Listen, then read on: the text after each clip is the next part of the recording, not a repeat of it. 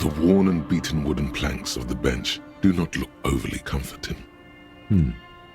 We can sit on benches after we've solved the murder. You can revisit the bench.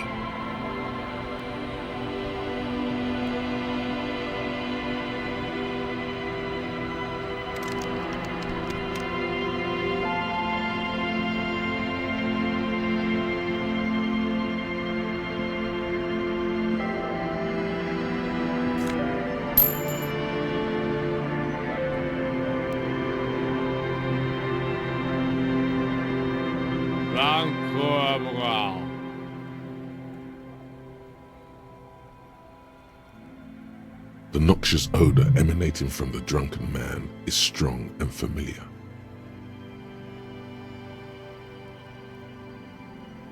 Don't you call her? Yeah! Don't call Abigail!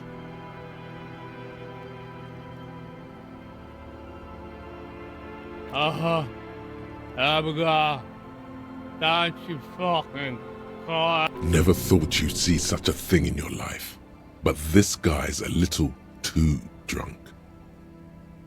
Don't call Abigail! Don't call.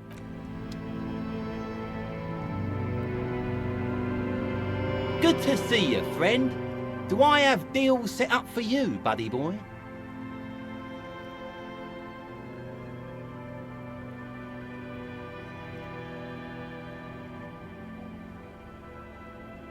So what do you want? I got smokes. They're cheap. Very cheap. I got Pilsner. Great deal. You won't get a better deal on that piss. Spirits I can let go for 300 real. I also have speed. And by speed, I mean amphetamine.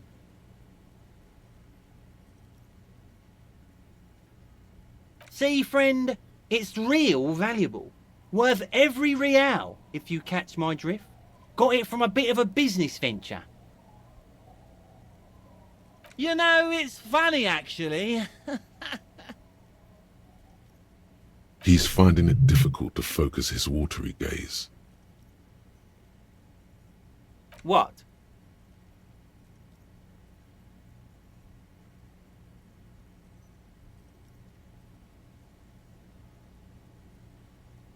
This guy.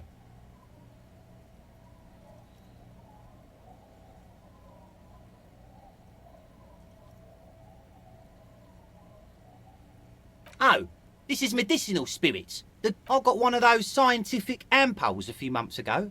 Torpedo, they call it. It's supposed to keep a man from taking a drink. Didn't stop me for shit, that's for sure. 5 lemons with half a pack of butter and you're good to go. It was. In a week, the goddamn kidneys started giving me all kinds of help. Finally, the missus took me to a Those arseholes charged me 4 real to remove the damn thing. But I came out on top after all. The idiots left me alone in there.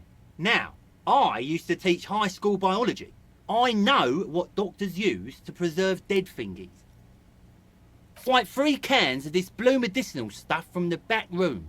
Threw the snakes out and voila! What's left is this beautiful blue stuff. 98.7% almost pure alcohol.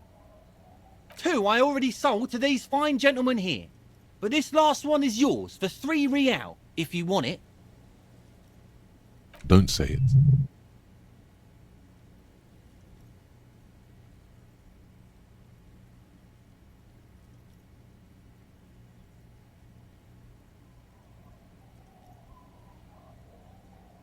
Yeah, be careful. It's extremely flammable. One spark and the entire... Feels like someone set a mustard field ablaze right inside your nose, then drenched it in tear gas. Your nose, in all fairness, that might be attributed to the retrograde amnesia. So, what's the deal, friend? Want the spirits or not? 3 real and it's yours, friend. Well done. You got it. That's a much more reasonable price right there. Makes sense now. Just make sure to enjoy that one, friend. Son, you will not kill yourself with this. Not today. So we're going to store this as a... In the civilized world, it's a custom to tip the shopkeep, friend. But come back anyway.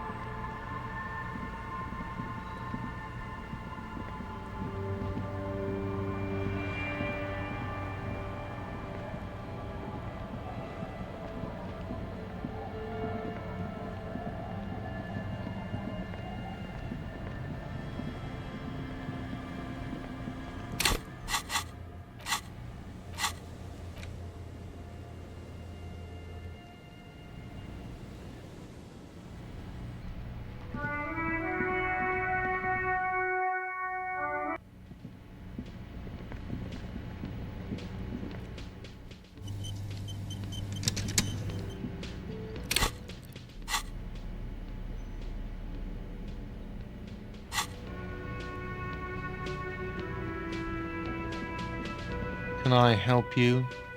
Got the 20 real? Good. You got the room for the night, but remember, you'll need another 20 real. No, you don't. It's not happening. He tries not to look at you. It's dangerous to acknowledge the karaoke man.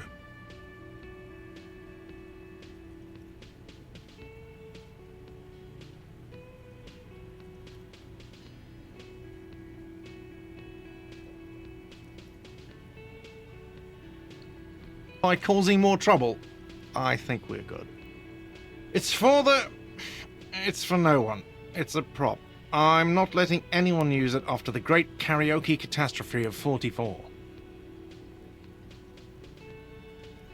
Okay, yes, it's for some clients.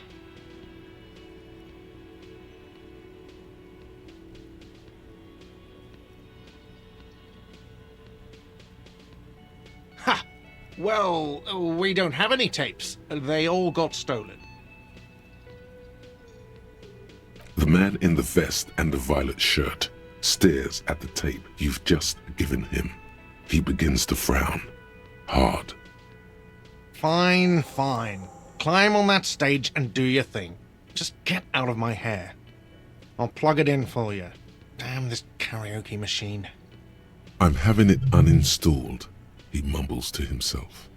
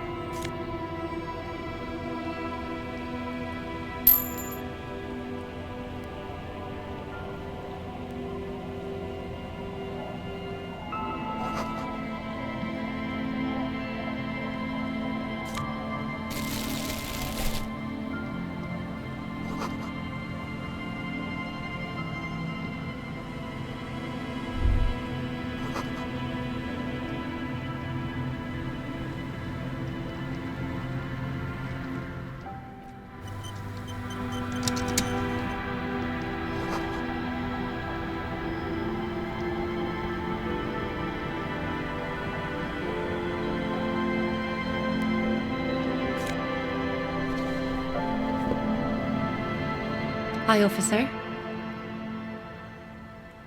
Factory balanced, Bakelite and stainless steel. Anything I can help you with?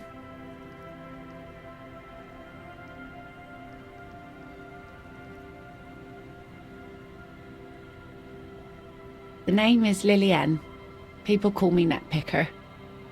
I think I have time for questions. What are the other ones?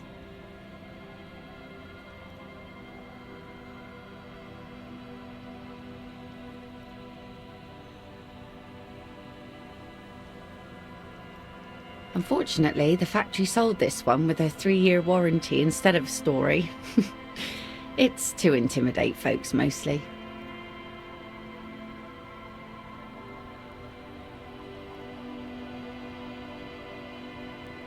It's a regular mass-produced sword, like a shovel or an axe. Nothing fancy, just for intimidation. From time to time, people need a lesson in respect. That's just the way it is. Back in the day, I caught the eyes of many men. And believe me, men need a lesson in manners from time to time. What makes you think we haven't? The truth is that almost everyone in this life is scared and tired and stupid and too dull for that. That goes for men too.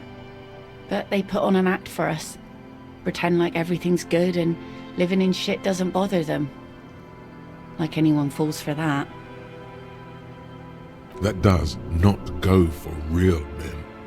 It does not go for you. Show her. Show her the wonder. Coach means the expression.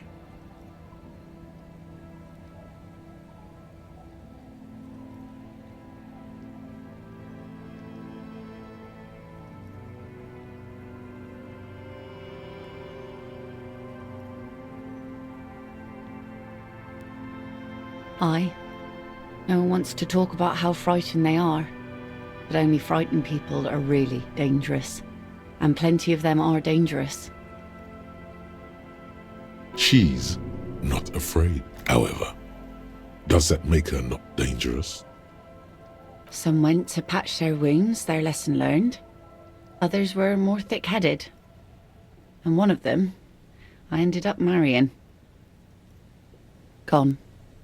The harbour seawall endures the wash of the freezing waves. Many things wash up against it and onto the beaches of Revachol. Some inanimate, some... To the waves. The sea took him. It was a long time ago. He didn't respect the sea. Went out there drunk like a skunk, and sure enough, one day the boat was found floating empty. The bloated corpse turned up 2 weeks later.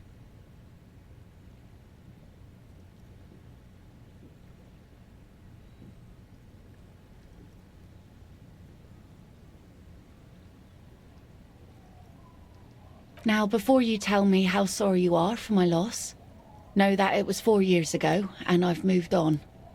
There's only so much mourning you can do for a drunk with sinewy muscles.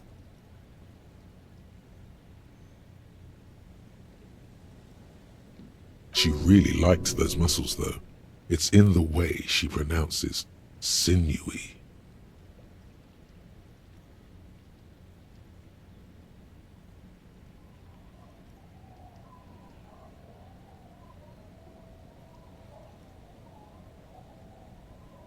Us working folk don't have the luxury to be bedsick with melancholy.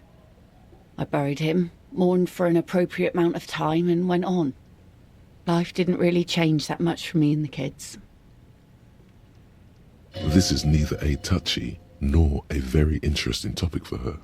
She looks like she's ready to go on a date with another, better drunk. Ask her. Both of you could need some action.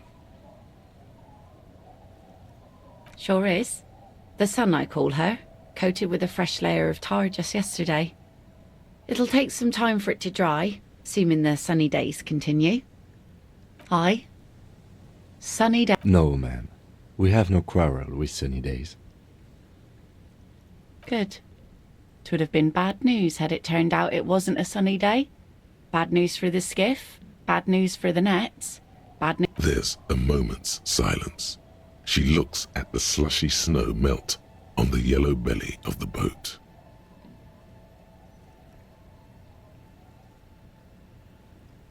In time, when the sea turns and the winds settle, she will be ready.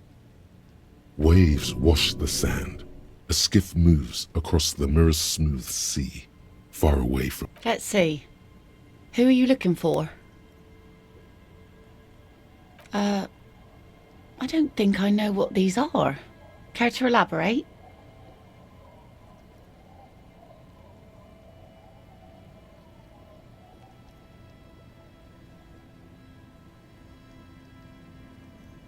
Aha! Like snowmen. Two odd guys have been wandering around here, nose in sand, talking nonsense about snowmen and the like. Don't really know. Further down the peninsula, I guess. I mean, that's where they were heading. Who else are you looking for besides snowmen? Well, how can I assist you then, officer? Oh? Well, how can I assist you then, officer? Where are you? What a nice idea. Wouldn't have thought that...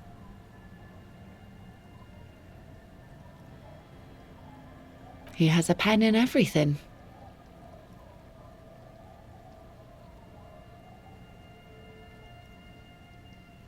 Here you go.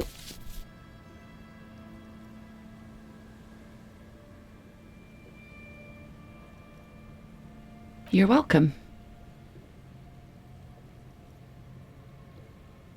Like I said, fish mostly. Sail the waves, take care of the kids, pick nets. Sometimes I also walk to the beach to see what the sea has given up. The sea is full of surprises. Oh, very. Finding pieces of glass, bits of wood. Every once in a while we get dead bodies. Human, animal, fish, other sea creatures. A mine washed ashore once. What else? Bottles, drugs also, lost cargo in general. Most of the time it's just wood and glass. Very romantic. All right.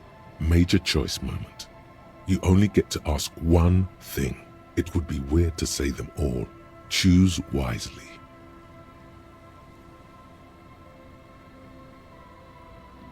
Mines. Mines. You need mines.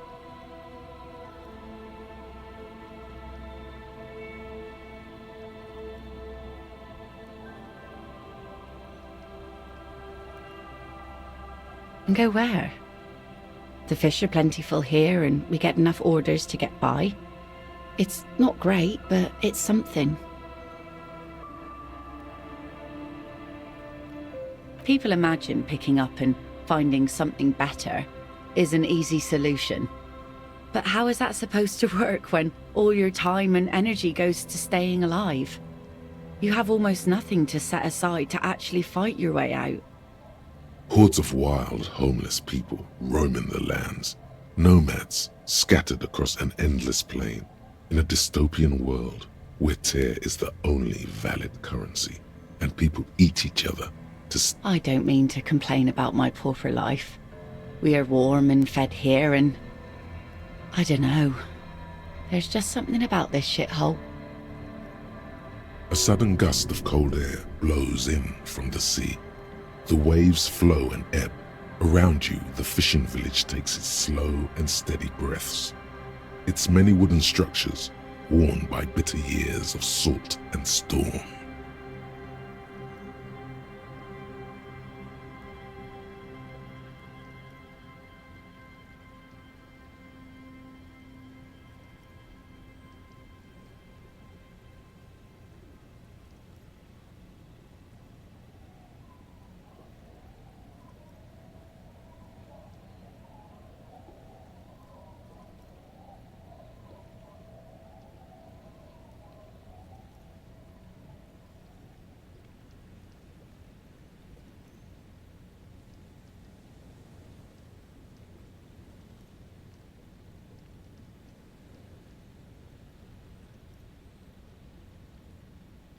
Even at the worst of times, Revachol cares for its inhabitants.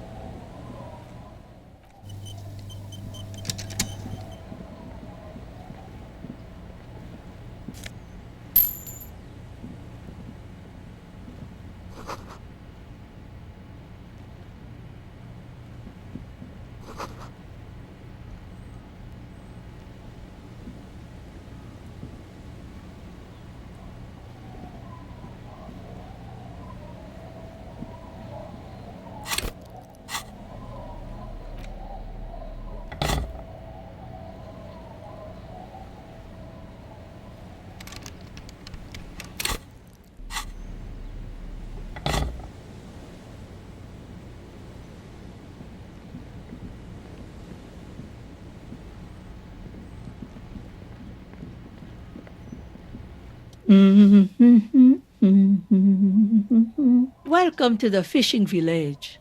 Please lean in closer. I have cataracts. Then how does she know you're here?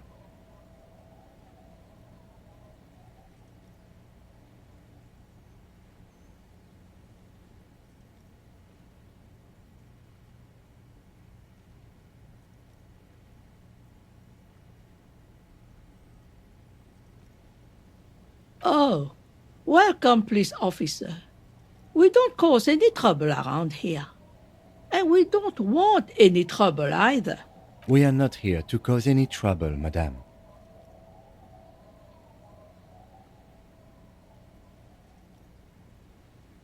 Oh, of course. Last time we saw you around here was 12 years ago. You also came to take care of trouble then. Wish you did. But still, in Martinez, you're considered an ill omen.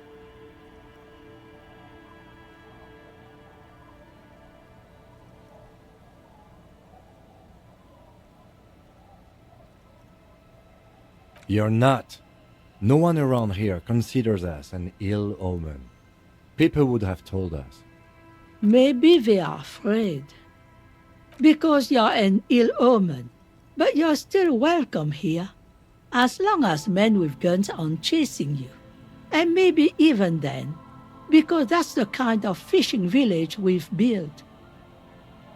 I'm sorry there's not a lot of room to park the motor carriage, and not a lot of houses, or a lot of people. My kids are long gone, searching for treasure. So are others. Ah, look at me ramble on. What brings you to us? Stay? Most people here are trying to leave. That said, if lodgings is what you're looking for, I've got a free room in the shack.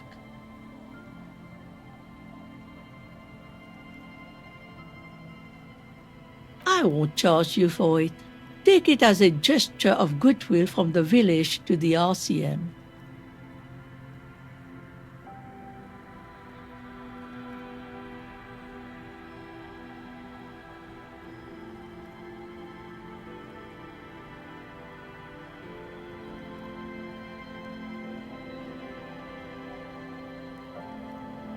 Don't make an old woman regret opening her house to the police. Well, if you are not in the hostel in the morning, I'll know where to find you. Here, in a shack.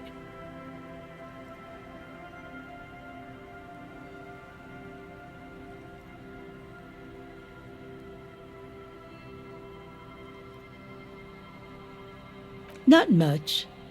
There's the abandoned church, the DeLorean Church of Humanity. It's been there since before my time, even. Some things just don't fly, officer. Look around. Who'd go to church here? They built it 300 years ago. Must have been nicer then. So, they don't hold services there anymore? The Ecclesiastes? No, we've tried, but things just keep happening. Crime, accidents, other things. The place never stays open. It's a pity. It used to be such a nice church. Before you get to the church, there's some ruins, an apartment complex, or some kind of electrical plant. Run-down bunch of houses, empty.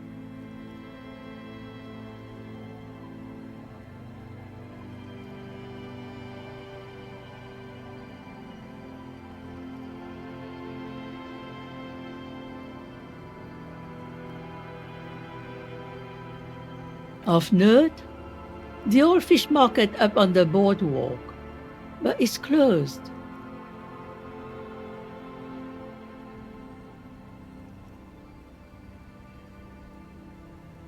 What? You're one of those real estate people with big plans? If you want a development opportunity, you can check out the abandoned building over at Land's End. Used to be a supply depot, we think, sending goods and ammo across the bay. It's jammed shut though. We tried to get in, see if there was anything to sell or scavenge, but it's impossible.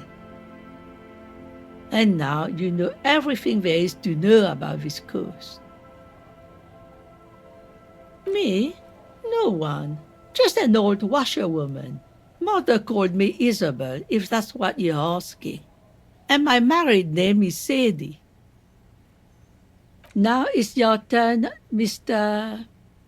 Why, I guess I will, Harry. Aye, it just rolls off the tongue. He did too many narcotics. So many, he fell off his boat and split his skull on a buoy.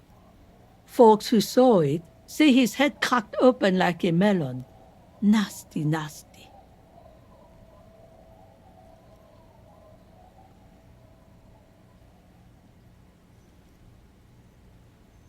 A blank spot on the map, just a cluster of nameless shacks on a nameless street. Well, there's Lillian and her kids. A few new folks live in the house to the east, but they're away right now.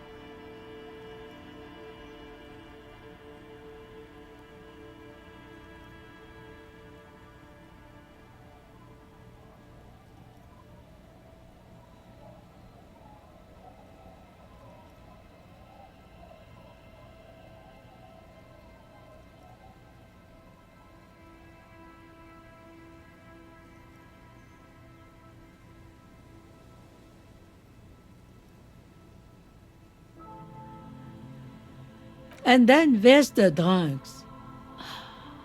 Not a pretty sight, but there's little we can do about it.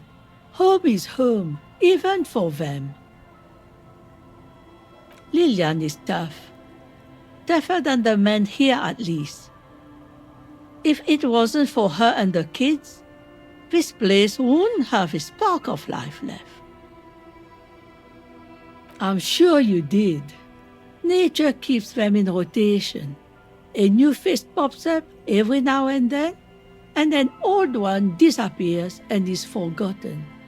This is who we are.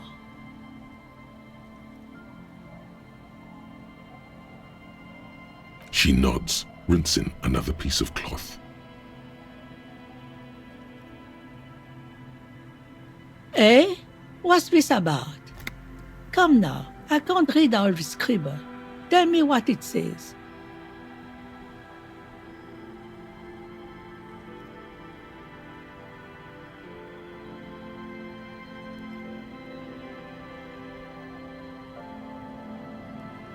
Huh. I might be half blind, but it looks like part of the village is gonna be a street. The best part. The part we need to get out of our houses. I see Lillian's name is already here. The girl is too trusting. Either way, I won't sign union papers. I've seen it all before. You think they've got our interests at heart? Rich men are always selling poor men promises they never plan to keep. Then the poor get pushed out of their homes and the rich get a little richer.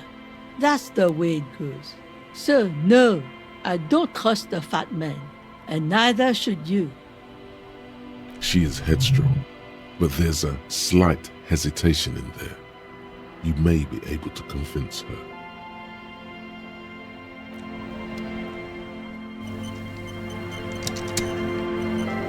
Our tenant, the policeman.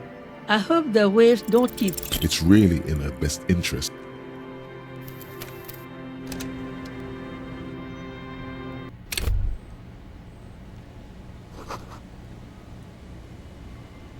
Our tenant, the policeman.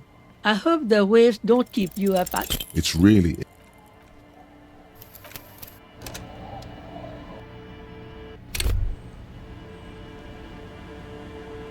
Our tenant, the policeman.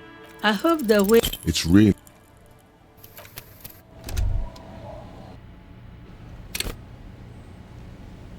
Our tenant, the policeman. I hope. It's really in her best.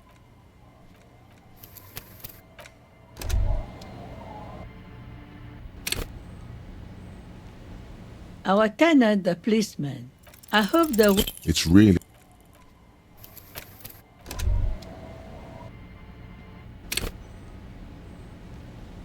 Our tenant, the policeman. I hope the. It's really in her best interest to listen to you. You.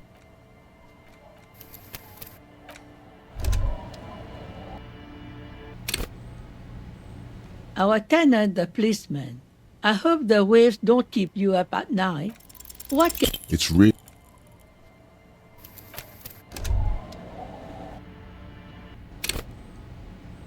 Our tenant, the policeman. I hope the. It's really in her best.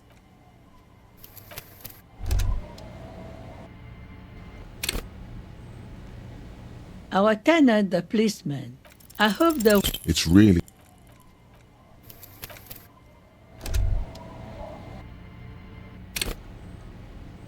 Our tenant, the policeman.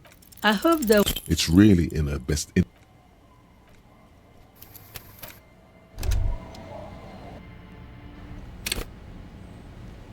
Our tenant, the policeman. I hope the waves don't keep.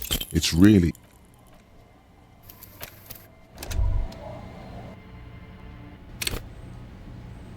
Our tenant, the policeman. I hope the. It's really.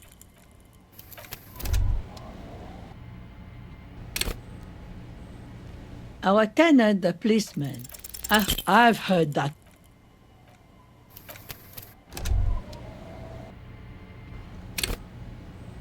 Our tenant, the policeman. I hope. It's really in her.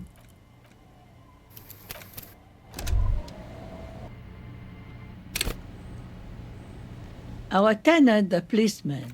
I hope. It's really.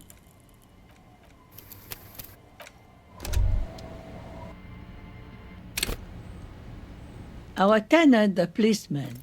I hope. It's really in.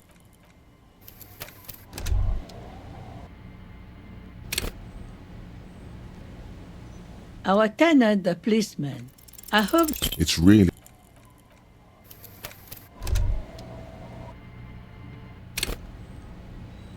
Our tenant, the policeman. I hope. It's really.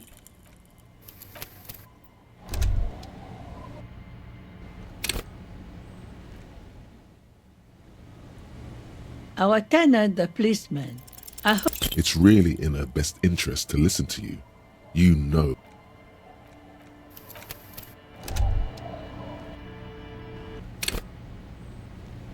Our tenant, the policeman. I. It's really.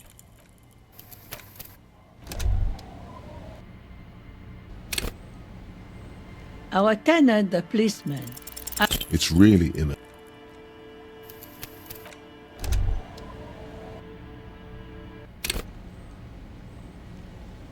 Our tenant, the policeman. I hope. It's really.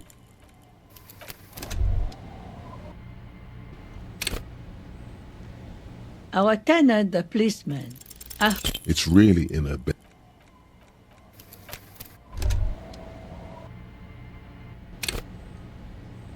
Our tenant, the policeman. I hope. I've heard that pitch before.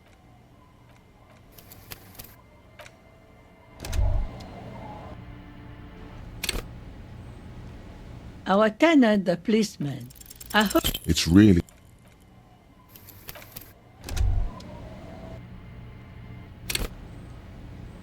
Our tenant, the policeman. I hope. I've heard that.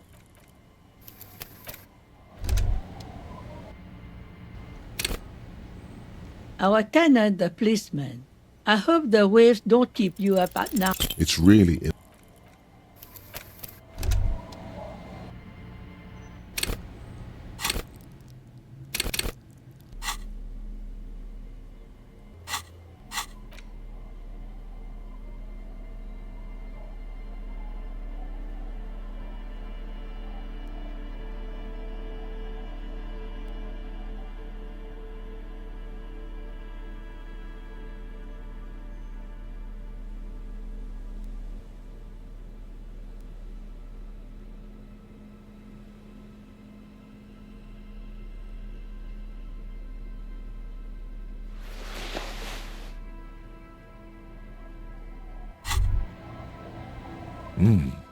These are some wonderfully regular pants.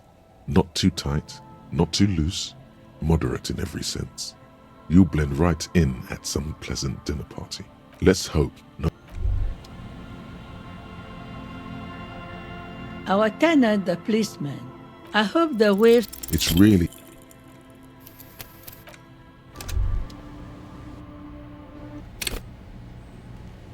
Our tenant, the policeman. I hope the waves don't keep you up at night. What can I help you? It's really in her best interest.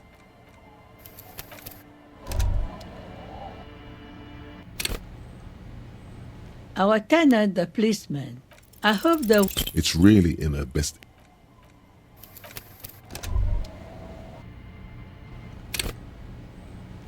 Our tenant, the policeman. I hope the. It's really.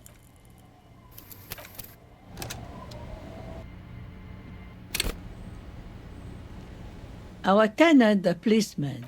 I hope the. It's really in her best interest to listen to you. You know how the world works.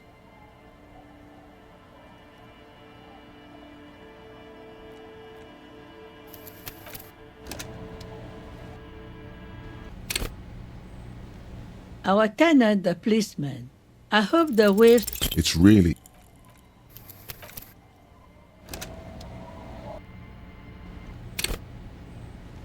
Our tenant, the policeman. I hope. It's really.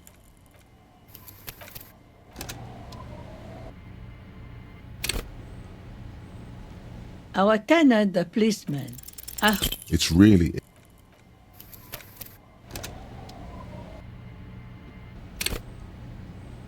Our tenant, the policeman. I hope. It's really.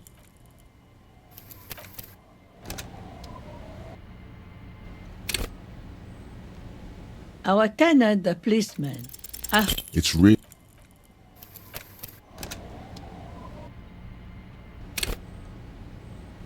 Our tenant, the policeman. I hope the. It's really.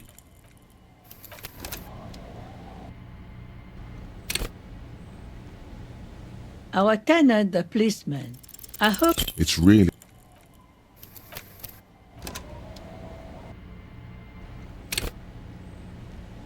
Our tenant, the policeman. I hope. It's really.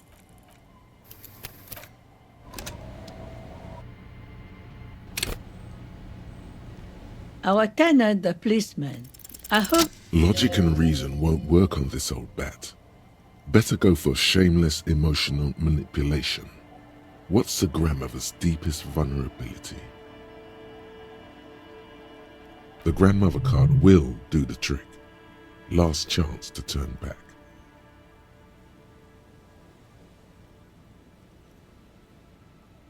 What do you mean? What's going to happen? We are gonna grow up, of course. I raised my own kids in this village and they are doing fine for themselves.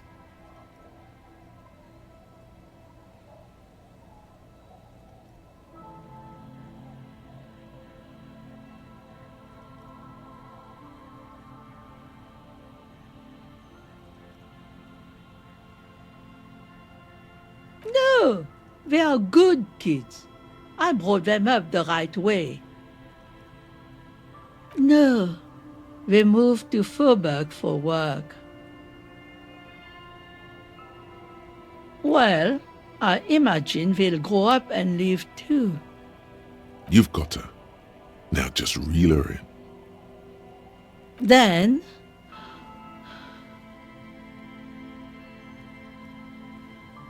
You have her. Now twist the knife.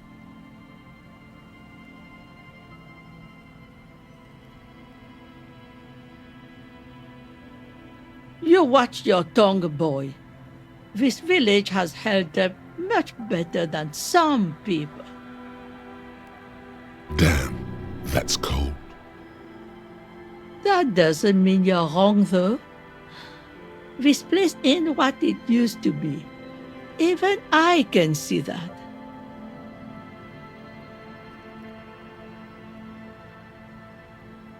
I don't believe the Fat Man's Youth Center is going to change anything. But what other choice do we have? It's not like the coalition government is coming to save us. I won't be around much longer anyway. Not with the dampness in my bones. If they want to take a chance, who am I to stop them?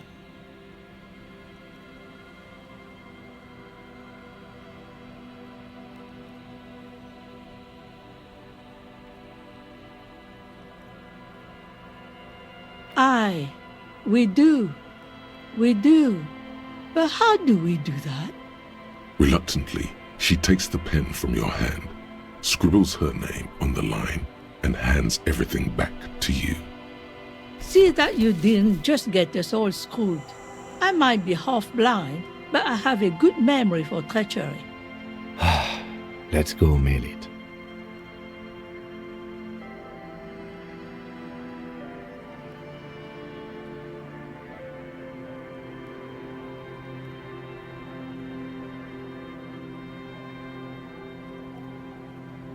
Huh? I like... That doesn't make a whole lot of sense. She doesn't seem surprised by this sudden twist. Get out of here, trying to ruin my day. I wield an army of drunks. Do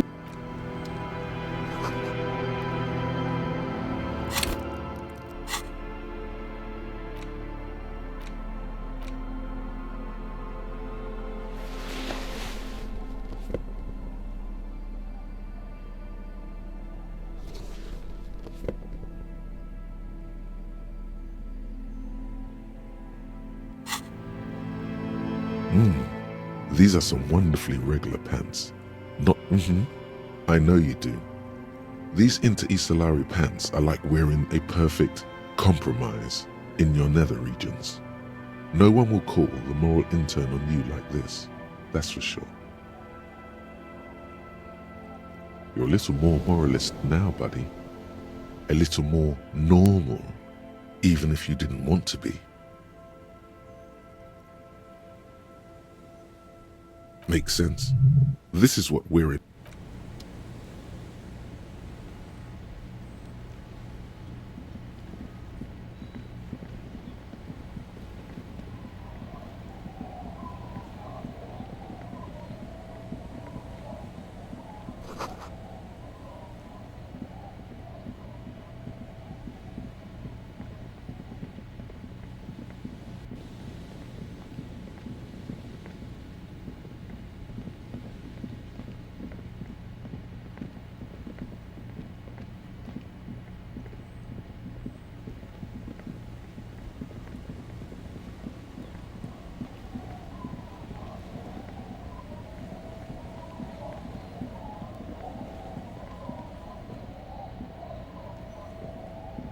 The scruffy-haired little boy kicks a stone. He can't be more than 5 years old. The other one looks indistinguishable from him. He watches his brother kick the stone. This one doesn't say anything, kicking the concrete. Lily's our mum.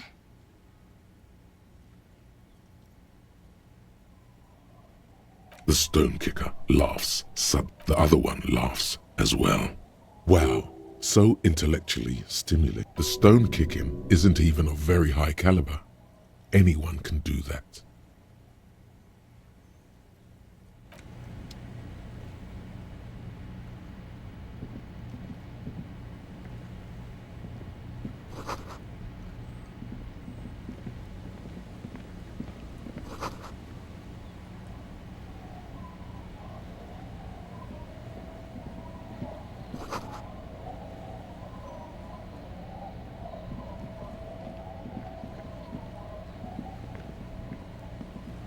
The scruffy-haired little boy kicks a stone while...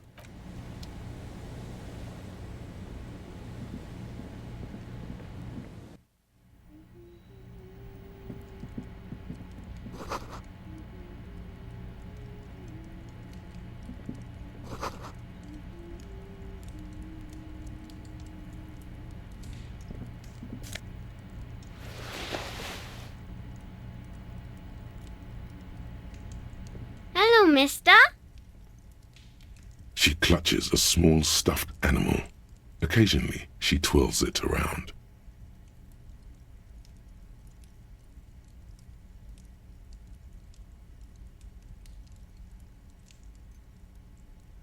It's Lammy. He's my friend. Sort of. Like...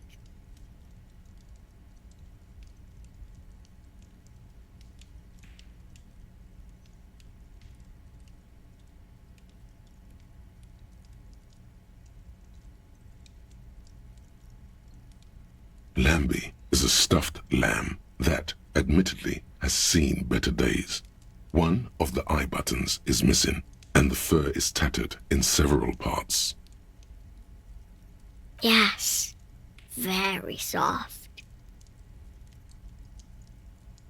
Isn't he soft?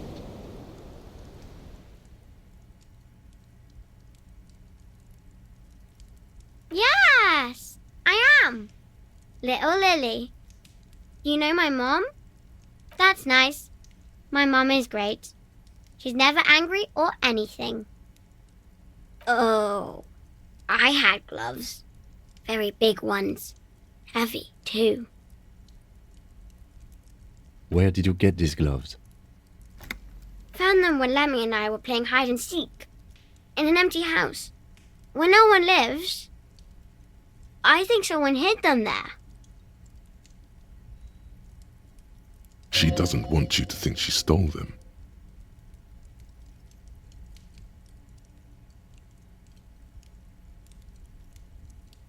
I hid them. The twins were going to take them. They're stupid.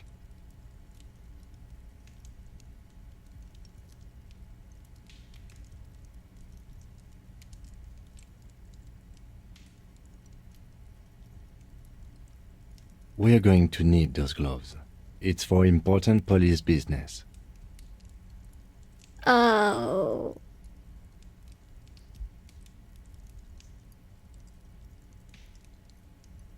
They're in my sandcastle. Behind our house.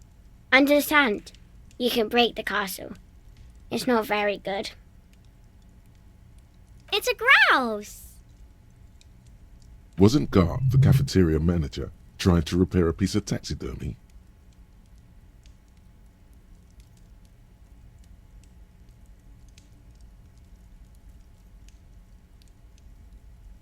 I don't know. Sure. I mean, you already took it. I don't like it anyway. It looks angry. Yes. They don't want to play with me. They're older and play outside. They look the same. Sometimes I can't tell them apart.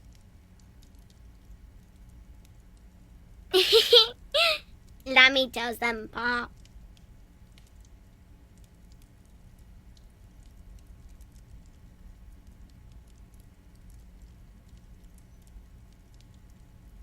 Bye!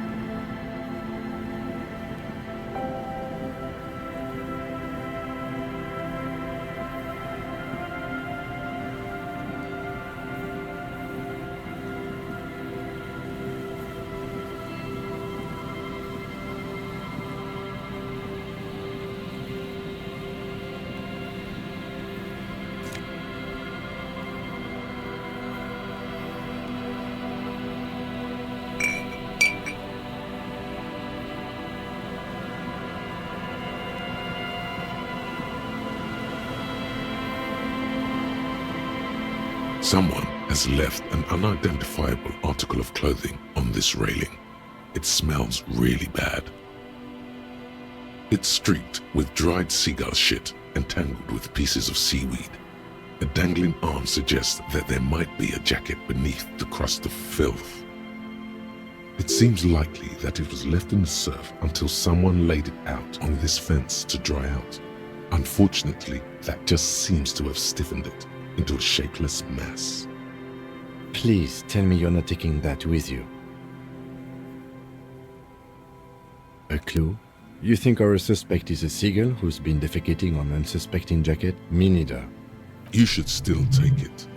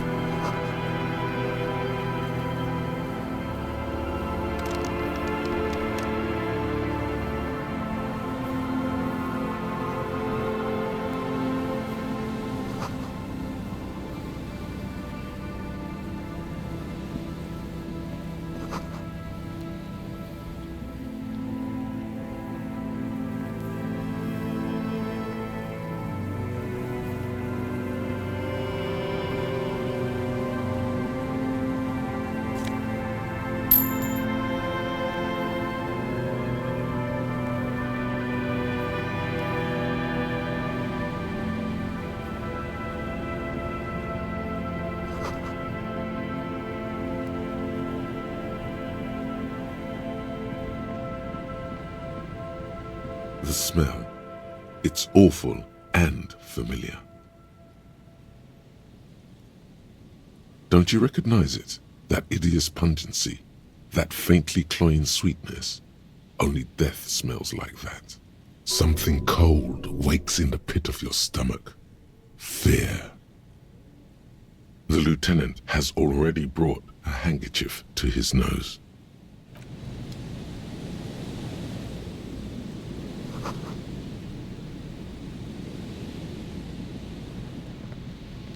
There's some tear, an empty cigarette package, and a crumpled kebab wrapper in the trash bin.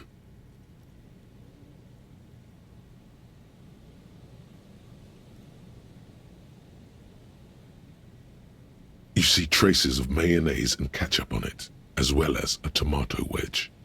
It's hard to concentrate. Whoever tossed it here. Now, this 2 empty bottles of Tallulah vodka, and no, there's more in there. Livis strawberry liquor, plus some pills. A tragedy.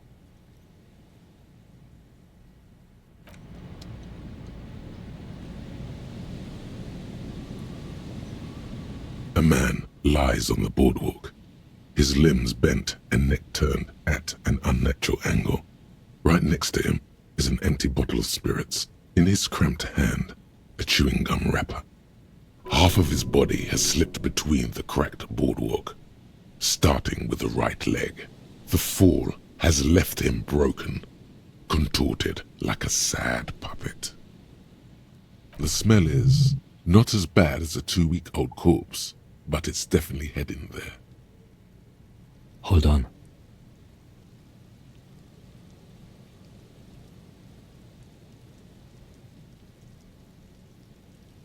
Lividity is faintly pronounced. Whoever this is, he's been dead for 2 days. No longer. We need to investigate. Another dead body. This is your job. Steel yourself. Calm now. Carefully. Just another day. Just another dead body. Breathe.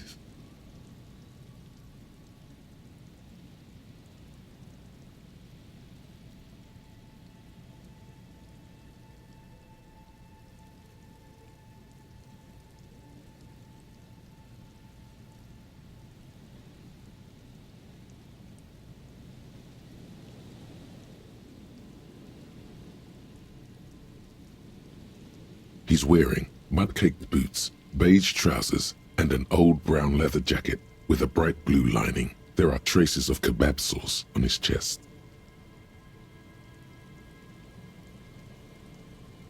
The leather jacket suits him well. It must be custom made.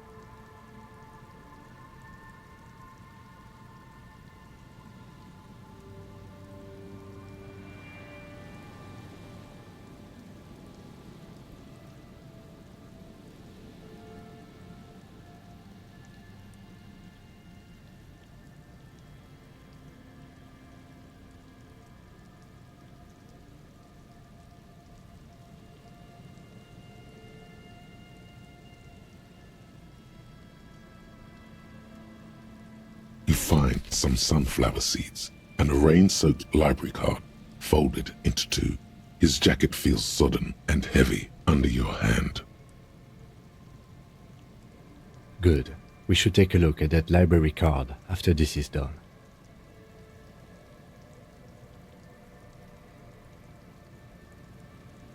The man has fallen through a crack in the boardwalk and hit his head against the metal bench. Coagulated blood covers his black hair. One of his feet is still dangling through the hole. You have to be quite inebriated to fall that bad. Well over a liter of pure ethanol.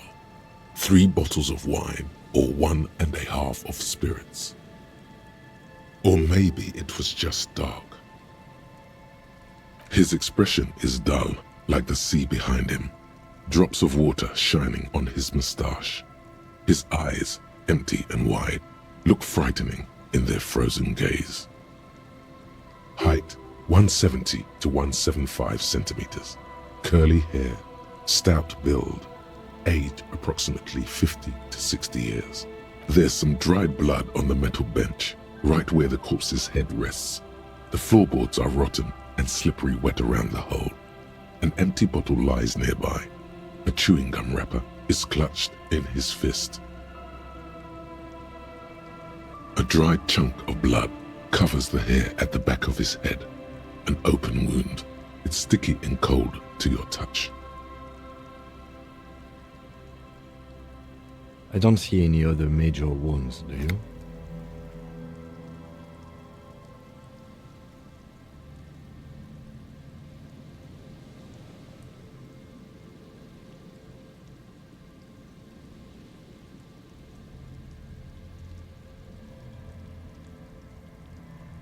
Seems like the head wound was fatal. It's exactly the shape of the bench. They screech under your feet ominously. It's hard to say whether the dead man's weight was the cause of the boardwalk to break. It definitely looks fragile. You see waves churning below. Something a 0.75 liter Tallulah vodka with its cap missing. There's hardly anything left inside. It's mid-market spirits with a slight touch of menthol. The man meant to enjoy himself, have a good time. Tear all around us.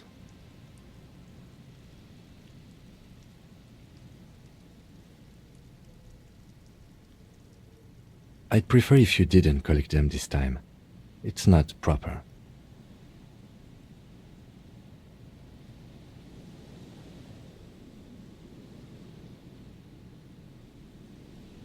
Rubowski spearmint chewing gum.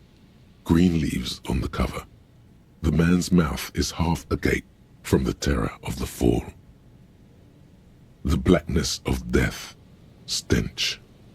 You think you see white chewing gum too. Confirmed. Nearly the whole pack is there. Solidified on his lower rear teeth. He ate the whole pack, right? It's to cover the smell of alcohol before going home. The worst thing is, I've seen it before. Almost the same scenario, even the chewing gum. It's always the same. The entire boardwalk creaks in the wind as you take a step back. Looks like one of the locals. He'd have to know this spot to come here. You don't just walk over here. But that's just a lazy assumption. What do you think? At least this man knew how to party. Imagine the same scene without the bottle. Now that would be just sad.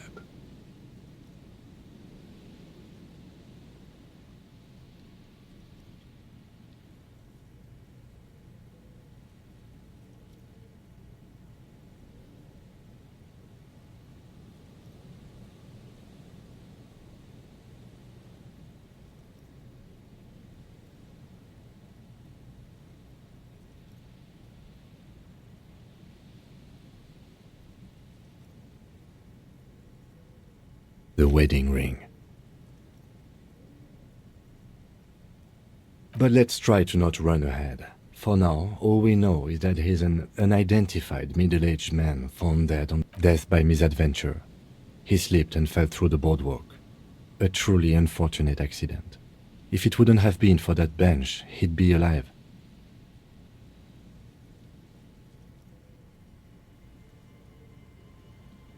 It does seem to be a pretty straightforward misadventure, although there's still a question of identifying the body. From where I stand, I can see two options. We either take the case and follow the leads to identify the body on our own, or we report back to the station and leave this for our colleagues to handle.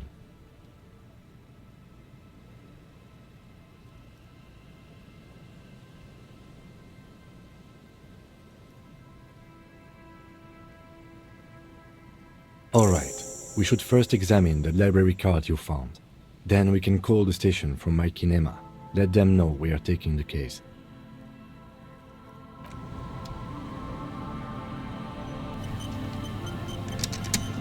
There's some tear.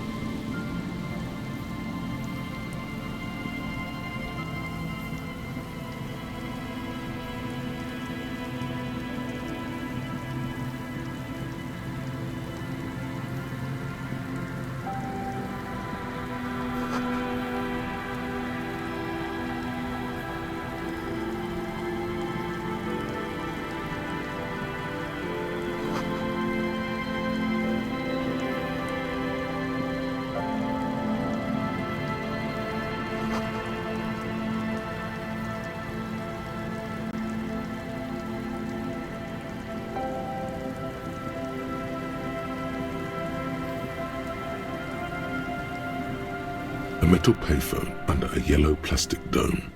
You could use it to call someone. You hear the tone. The machine is inoperable. Calling. Still calling. This feels wrong. Should you be doing this? End of tone. Someone picks up. Pierre, is that you, Pierre?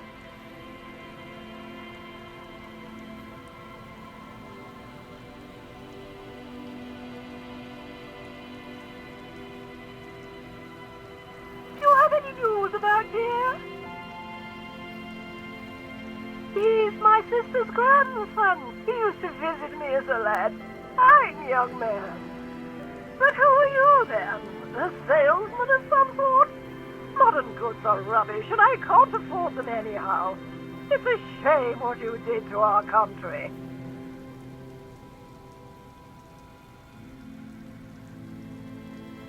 To hell with the police! To hell with you! Her voice is drowned in white noise. Sounds like waves washing a beach, growing in volume until the call suddenly disconnects. You get a sinking feeling. It makes you look if Lieutenant Kitsuragi overheard you.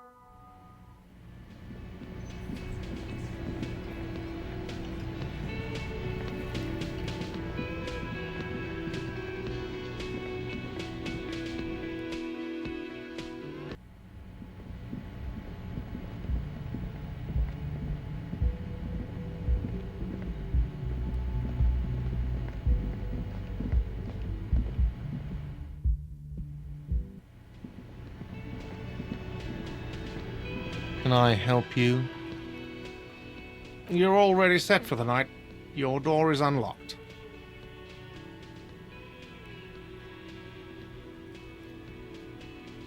What is this thing? What, the interior decorating kind? You know, I'm sorry. This is actually a nice bird. A competent piece of taxidermy. I can fix it to the plaque and have a new bird in the establishment, I guess. So, I don't know. Thank you. This was mostly about the fucking cardio. Massive cardio here. You'll live till 90. Or I feel good about our work here today.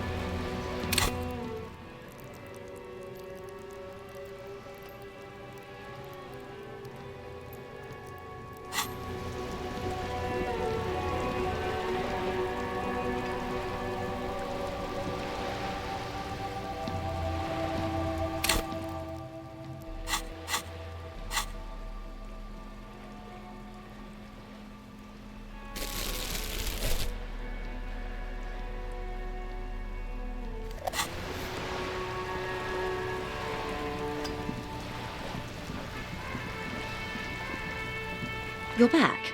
Good. What can I help you with?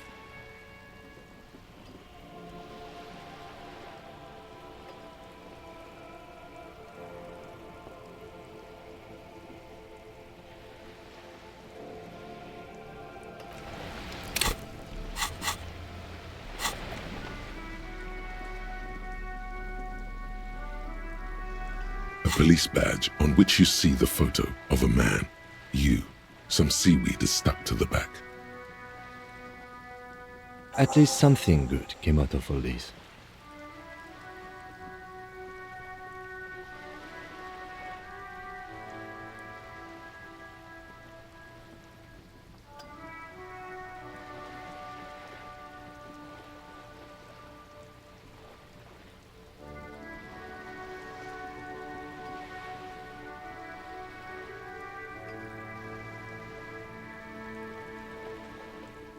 Encased between two durable plastic sheets is a bluish card with lines of information and a watermark in the shape of the street grid of Revachol West. You see a photo, a name, a rank, a document number, the date of issue, and, in the lower right corner, your precinct. The man keeps winking at you with his green-grey eyes. The photo is old, no doubt about that. But the badge is new. You used an old photo for a new badge. 8, maybe 10 years. The guy in the picture is rather good-looking. He's got a nice haircut and is distinctly lacking in massive sideburns. What do you think? His face is already contorted by the expression, although it looks less grotesque on him than it does on you now.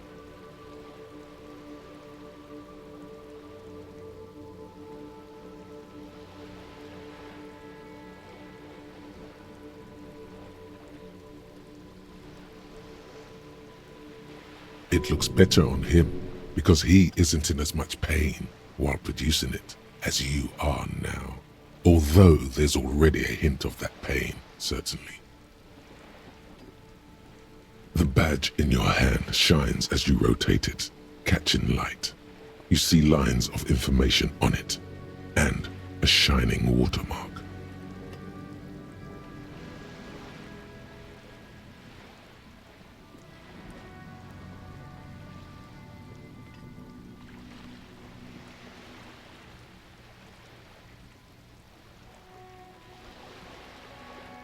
Harrier, that's long for Harry. So you are Harry. Evrard was half right. Probably not a lot of people know your full name. Whoever told him you're Harry Dubois didn't.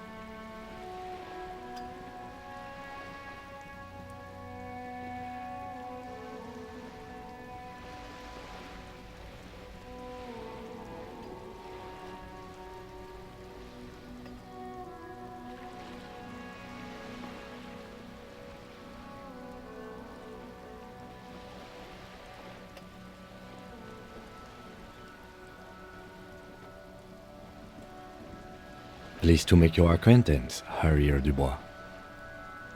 He's not going to call you Harrier. He'll keep calling you officer when he's angry with you, and detective when he's not. The badge in your hands shines as you rotate it, catching light. You see lines of information.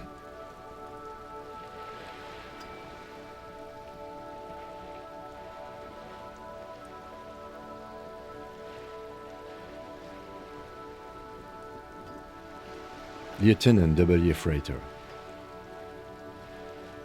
The lieutenant is a rank above sergeant and below captain. It's the highest rank in the RCM that still does field work. I am a lieutenant. The title of Freighter is added to your rank when you decline a promotion to a higher rank. In your case, captain. You have declined twice, thus you're W. Freighter.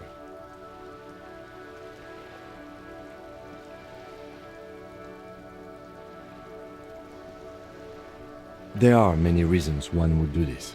The rank above you in your precinct's décomptage might be taken. or sometimes promoted officers do not want to replace their superiors out of respect. And sometimes they just prefer the type of police work available to their current rank, in your case, lieutenant. Heavy-duty case-solving machine.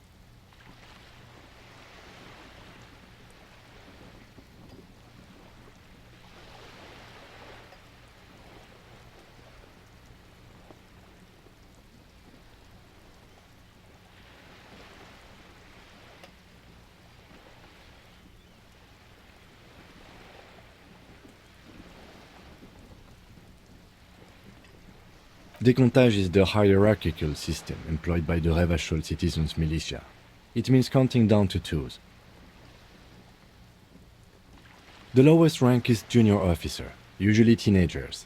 Then there are the patrol officers, then sergeants, lieutenants, and then a captain. That's basically it, except for a few kings. Kings like satellite officers and the additionally a freighter rank I already explained.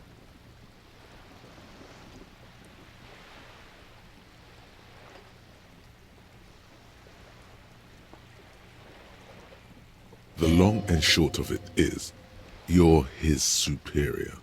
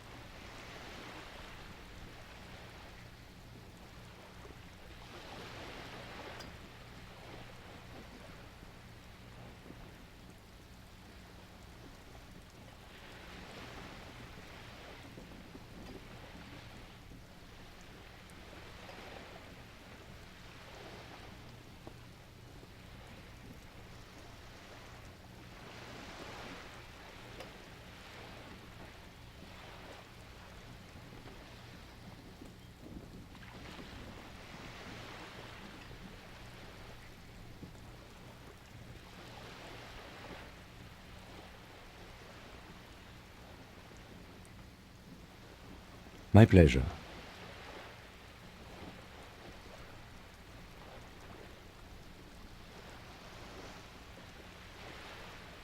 Such a small yet precious thing. Expensive paper caught between thick plastic, like a fly in amber. It reads. That's just the serial number. Revachol, Jamrock, Precinct 41, with some numbers thrown in there for good measure.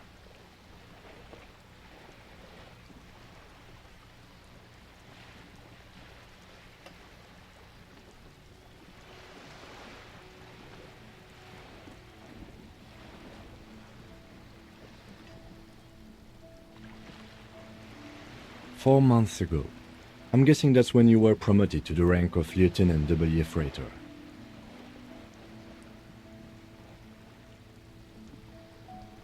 A new badge usually comes with a new rank. You seem to have been doing well then.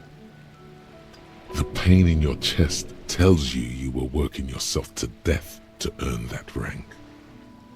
The case created a lot of edge you have to take off. The death march really gets us going.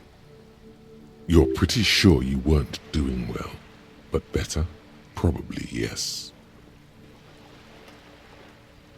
Yes, it's the designation of your precinct. 41, like mine says 57.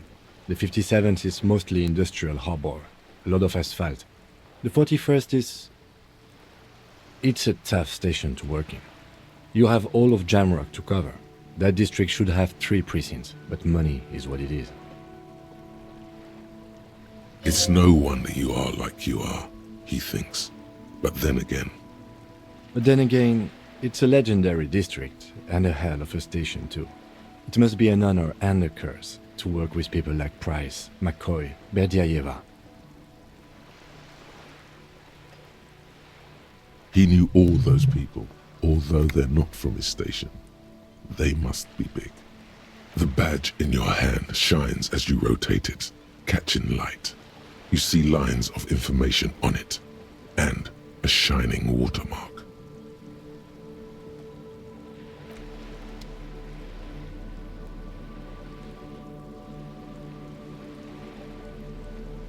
You take the legal documents out of the envelope, a 12 to 40 month construction period, and the zoning plan in the addendum. It's signed.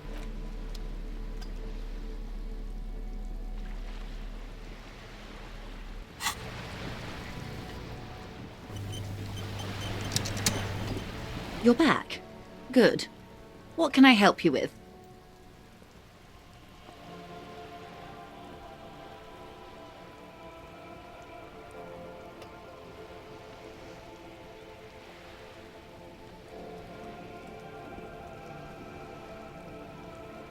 I'm afraid I can't say any more until we've taken care of formal protocol.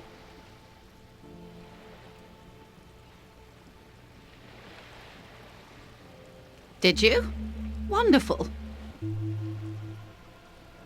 Quickly, methodically, like an electric printing machine. It is a relief to see a W freighter here. The situation is precarious, to say the least. It needs a quick solution, or we will have a bloodbath on our hands.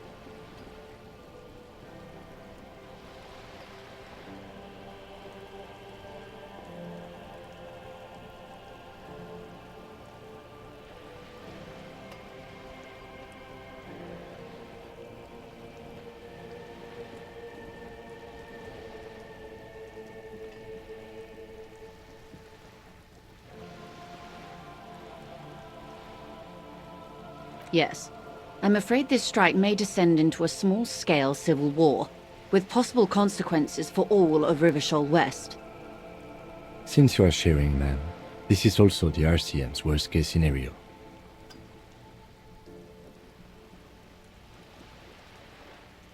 Then we're on the same page, as grim as it may be. I have an indirect role to play, I'm sad to say. My employer experienced a momentary lapse of faith in me. In that moment, they elected to deploy a private military contractor as an insurance measure. They called it my security detail.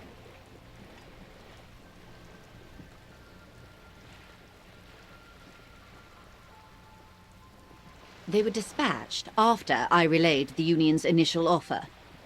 Every worker...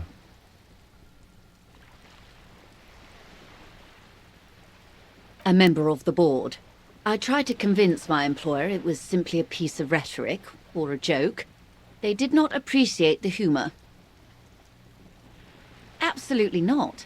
These mercenaries are muscle, pure and simple. They are meant to intimidate the Union into surrendering.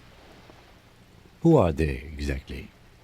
Crenell, an Oranese military company. As far as I know, 3 arrived in Martinez.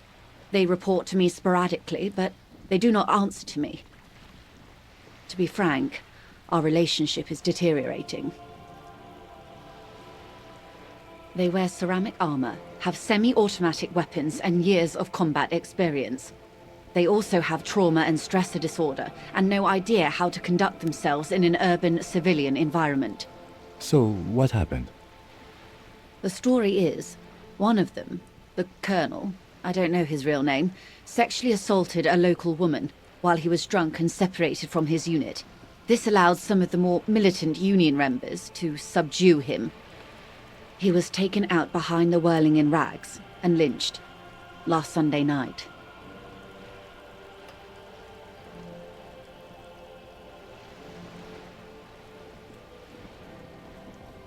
Nothing. Mr. Clare refuses to let me into the harbor. I have not been able to discuss this matter with anyone there. The remaining 2 Crenell contractors carry out their orders, for now. It's a smokescreen. In secret, they are conducting an independent military tribunal into the lynching. Once this investigation is concluded, executions will follow. What is the nature of this so-called investigation? Whether to execute one, some, or all of the Union militants. It'll be all of them. The decision is already made.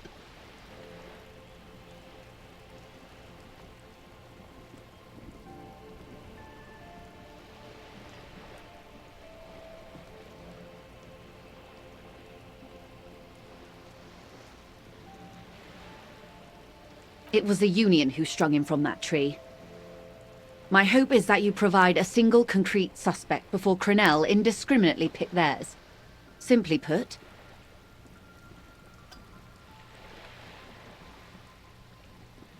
if you don't pin this on someone good, and do it fast, they will identify and execute everyone present at the lynching. This in turn will force the Union to respond.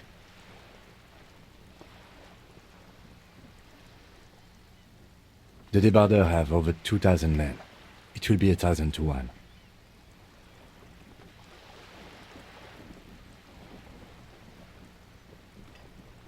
Have you ever seen a hornet invade a beehive, Lieutenant? It's not pretty.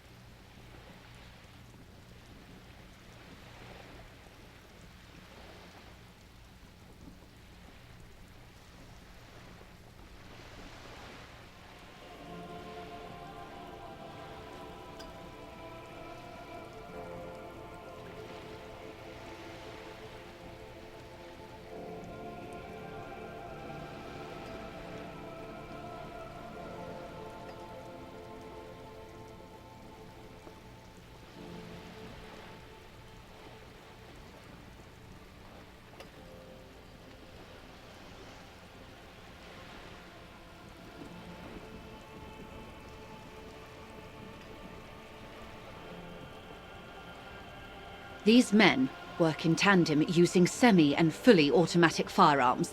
Their armor is virtually impenetrable to muzzle-loaded weapons, even yours. Most Union workers don't have guns at all.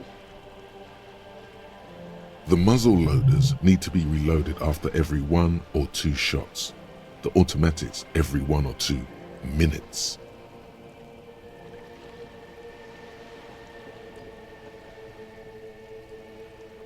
As I said, a bloodbath.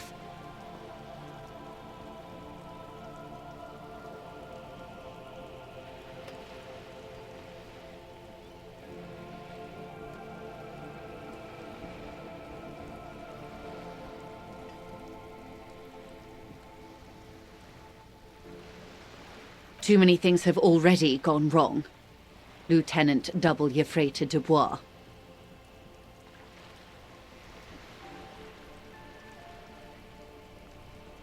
All we can do is keep that which is not from following suit.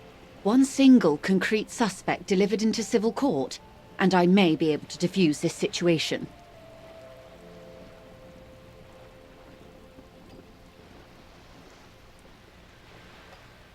Not much. Their public resume is relatively good, as far as private military contractors go. I believe they were once called Downwell. They boast a long list of clients: Saint-Baptiste, Welchman Lorenz, Eendracht. A warning sign, however. The operations concerned all take place in third or fourth world countries. Guarding facilities, escort missions and such. Meaning they're used to operating in war zones. Yes. All the good conflict corridors, Supramundi, Yesut, the Seminese Islands, countries that don't have a good record reporting atrocious military conduct on their soil.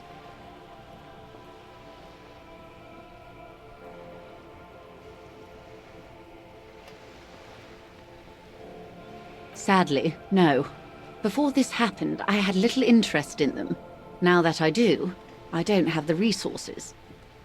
If you still have access to the ICP's database, you could run a better background check than I ever could. It may take some time, though. Do you know a lot about the inner workings of the RCM and the ACP, ma'am? In my line of work, it pays to do your research. I was prepared to deal with the RCM. I did not think I'd be dealing with a group like Crenell. I have, and they will. However, these orders take time to reach what is basically a rogue unit out in the field here. Until they do, it's all on us. Or he didn't. This is information passed on to me from some teenagers loitering around the canal. I cannot testify by it.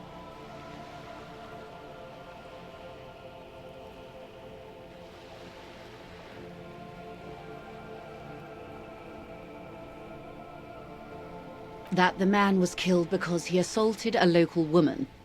I've asked around a bit. This seems to be the accepted story around Martinez. This does not come as news to us, but still. To your knowledge, where did this assault take place, if you know?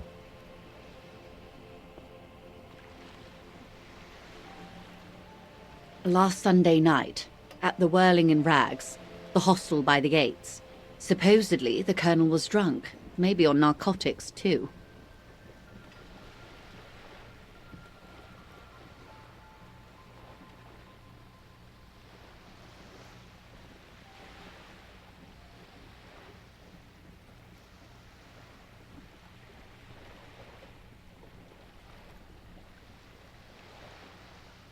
Either way, he's alleged to have sexually assaulted a woman.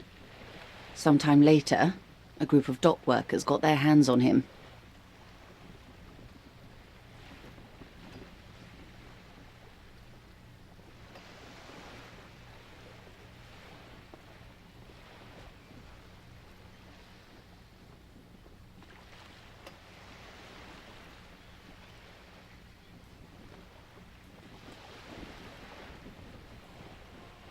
That's a good question, officer. I don't have the slightest idea. As I said, it's a rumor about a rumor. In any case, it's what the colonel's remaining colleagues believe.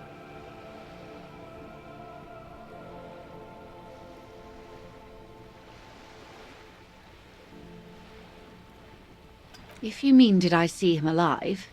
Yes, but I did not know him. Lely, his service name, a nom de guerre, most likely. He wouldn't divulge his full name.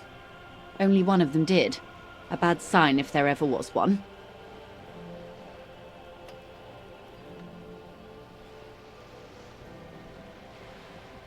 One is a man, Corty, they call him, a nickname as well. The other a woman, Phyllis DePaul. Corty is the gunner, I believe. DePaul is a radio operator. What would you say was his eye color, the deceased's? She closes her eyes, trying to picture the man's face, then shakes her head. I can't remember. The lieutenant was testing her, asking a small detail first to see if she knew him better than she let on. She passed.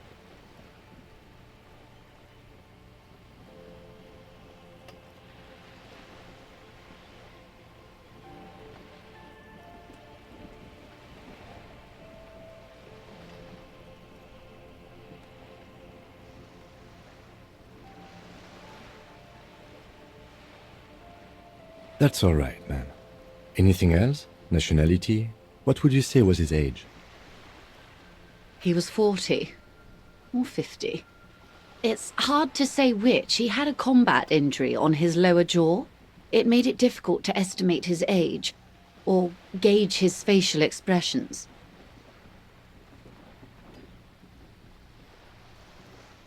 This matches the dental reconstruction we saw on the body, and Glacier also mentioned it, I believe.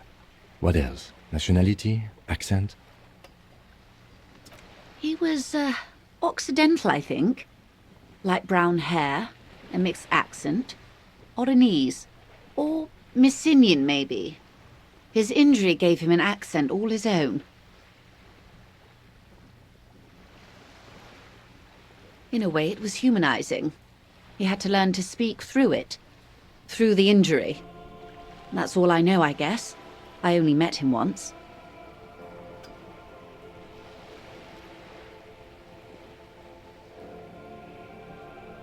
They've gone to ground, as it were. I don't recommend seeking them out. For one, they're almost certainly armed to the teeth. They don't have the same respect for the Revachol citizens' militia as I do. To put it bluntly, they think you're vigilantes. Ghetto savages. It will not be a fruitful meeting. You're likely to run into them eventually. When that happens, I'll be in a better position to mediate if I don't appear. One is obviously the scab leader at the harbour gates. The one chanting the idiotic slogans. He's barely maintaining his disguise.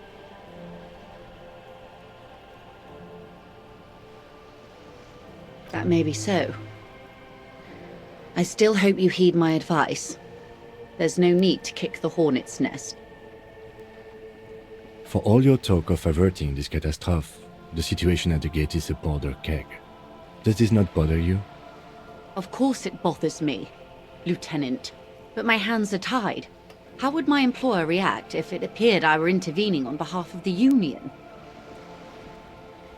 Your concern may be appearances. Ours is keeping the peace. I hope I can answer it better. Until the executions start? Truthfully, I don't know. It depends on their progress identifying the members of the lynch mob, and their impatience. They don't report their progress to you? Not on this matter. I'm afraid they consider this a personal initiative. It's a matter of days, not weeks. I am sorry to have been the bearer of bad news. If there is anything else I can help you with, please, of course. Excuse my hesitation before. For about half a minute, in silence. It was taken with a trigette not long ago. This is the man's upper body. There were no more markings on his hands or legs.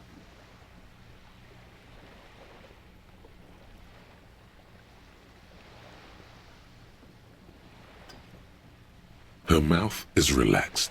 The accordion lines near her mouth vanish. The pearls of her eyes move slowly on the photo's surface.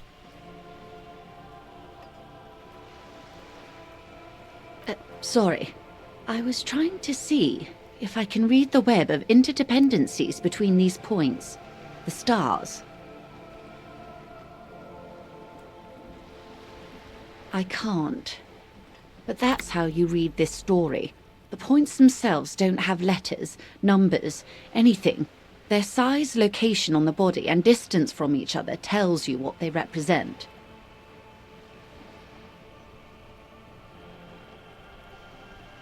Port cities. On the oceans. This is an Oronese map of the waterways, a sailor's tattoo worn by wayfarers of the Delorian century.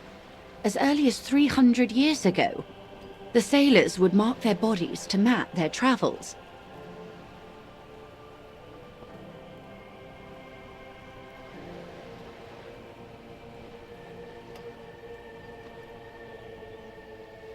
His platoon members? The other contractors, though I do not suggest you go and show them that picture. This man was their friend and comrade.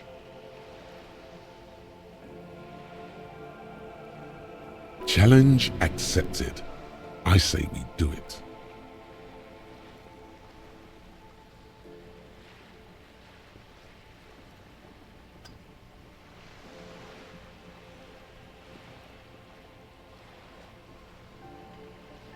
I am relieved you think so.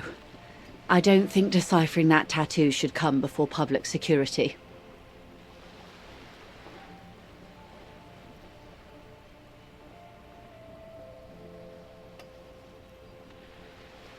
The sailor's soul would use it to fly back home if they should die abroad. This is a sort of contraption to be reeled back in by. The silver cord, they would call it.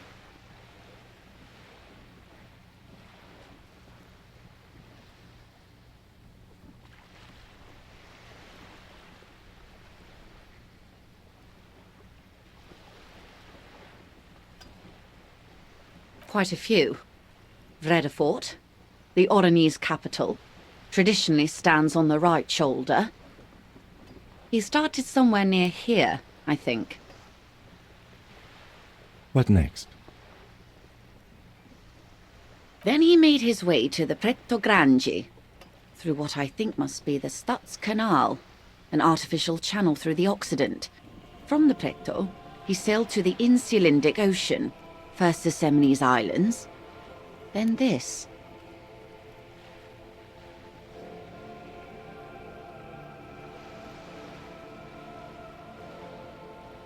Revachol. Those are the two constants. Vredefort on the shoulder, and Revachol in the heart. They started the tradition of these maps right after the discovery of Insulinde, at the dawn of the Interinsulary Age.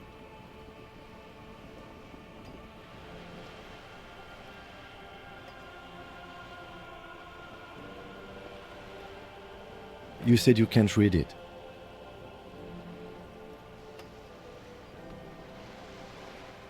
I can't. This man was no sailor. And these are no ports. I can understand geographic fragments, but not their meaning.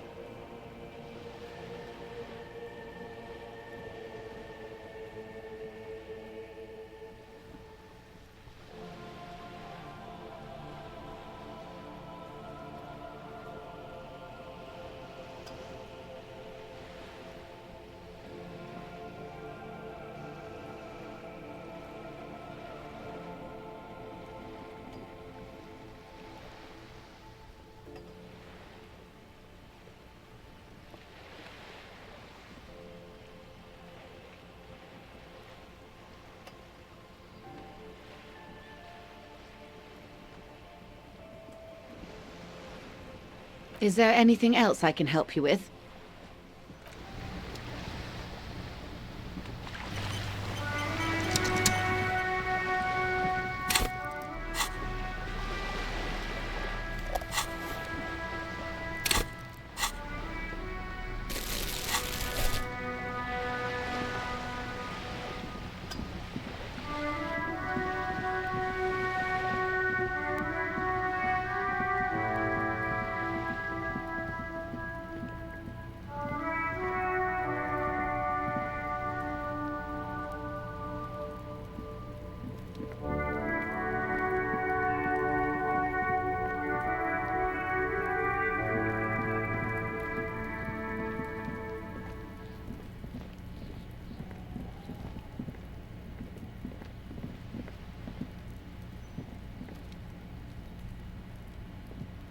Just an ordinary wall.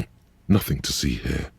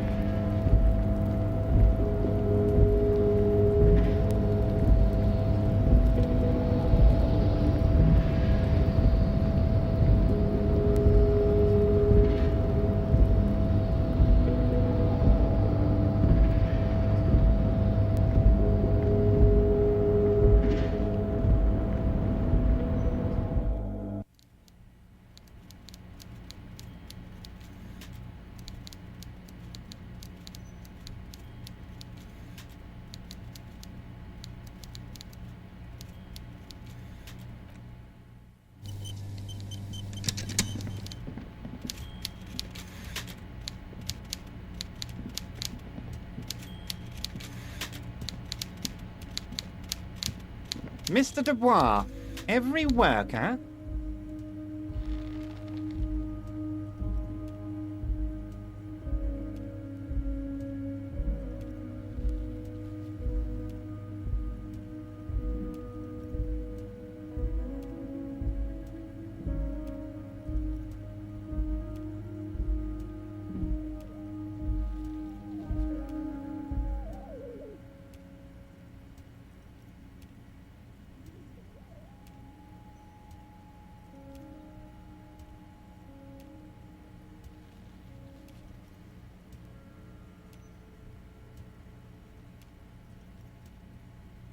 Eh?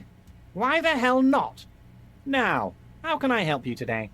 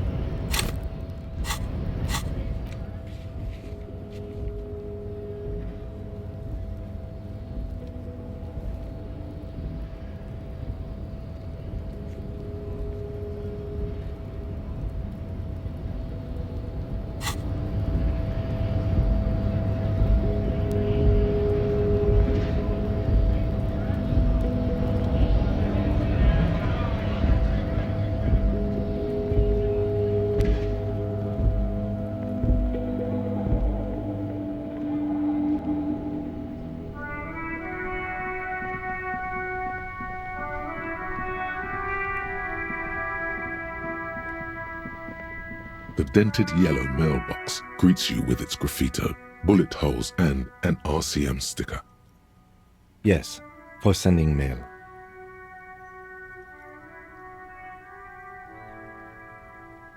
You drop the white envelope in the darkness.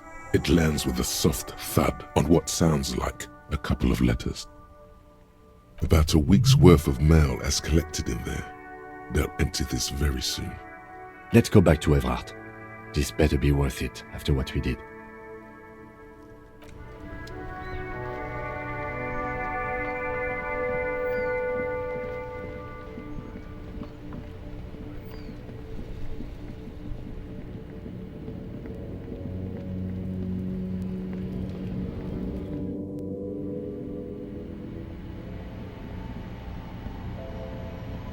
The tear machine stands in the corner.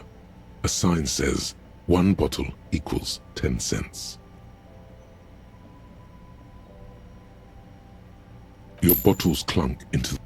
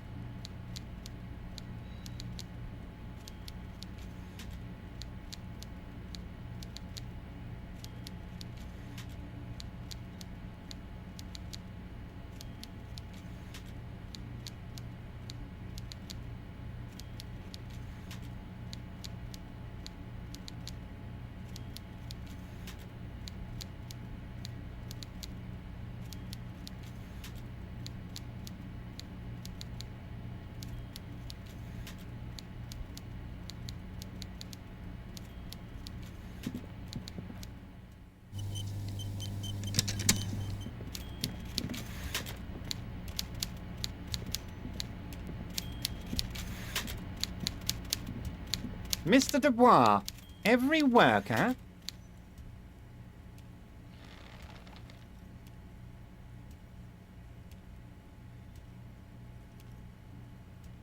Ha ha ha! Mr. Dubois, so be it. How can I help you today?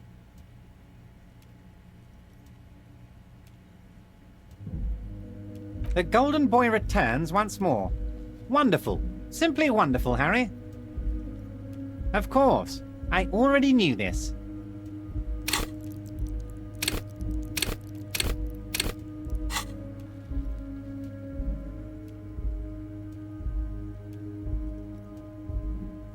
My friend, the mailman, confirms the letter is on its way. You've done a great thing today. You've given the children of Martinez a real future, Harry, and I feel I can finally trust you now. You're in my inner circle. You too, Mr. Kitsuragi. We can talk about anything. The strike, the murder, your lost gun, nothing is off the table. I don't know. Your dirty forgery fingers aren't sure if playing this one straight was the right thing to do.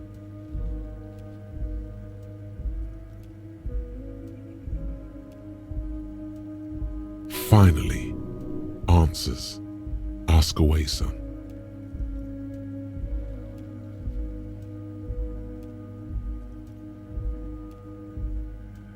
Harry, by now you should know I would never do anything tricky like that.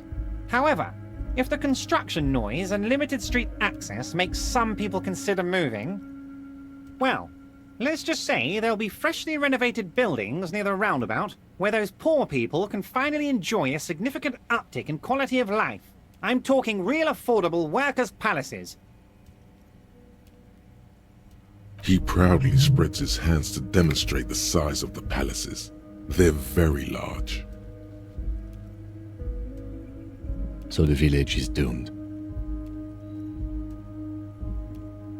You were there, you saw the place, a wasteland, there's nothing left. But mark my words, officers, we are going to reset it. Reset! I have big plans for Martinez, and they do not include humans living in those pig sheds on the coast. That land will be used for municipal buildings and commerce. Harry, imagine a youth centre supermarket church complex, employing hundreds, no, thousands of people. The coast will be lit up with enterprise and life. All those ruins out there turned into low-income housing. Harry, enough is enough. We're taking this district back. The war was 50 years ago, for God's sake. It's time to move on.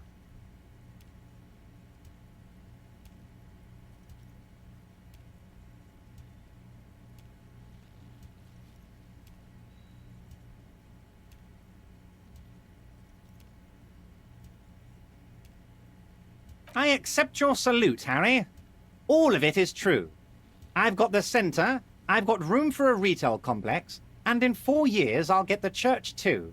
The wheels are turning, Harry. The wheels of progress. This post-war limbo, I won't stand for it. There are kids practically playing with their own feces out there. It cannot go on. The pain is true. He's seen kids do worse than that.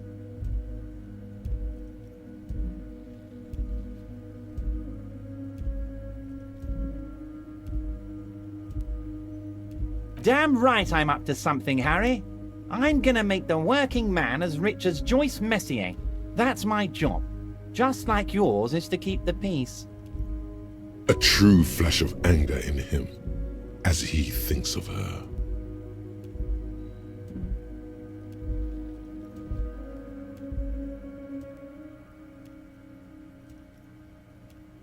Harry, I've got to be honest with you. Your gun was found 2 days ago. Withholding this information weighed heavily on me, but it had to be done. An old woman has it, and let me tell you, Harry, word on the street is she's a character, so watch out. This must be the woman who bought the gun from Roy, the one he described as terrifying. Yes, the same one. I see you've done your research. The pawn shop made the gun easy to track. Crazy stuff, Harry. Selling your gun like that. Wild. Anyway.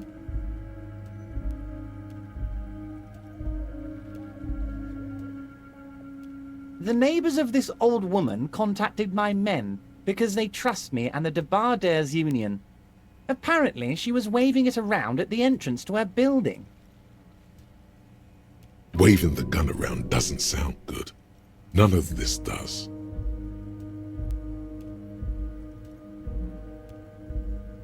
As I said, she's a character. I didn't have time for details. It sounds like she's unstable, but don't worry. No one got hurt. Unstable is good, actually. She will be easier to disarm. No, wait. Actually, unstable is pretty bad.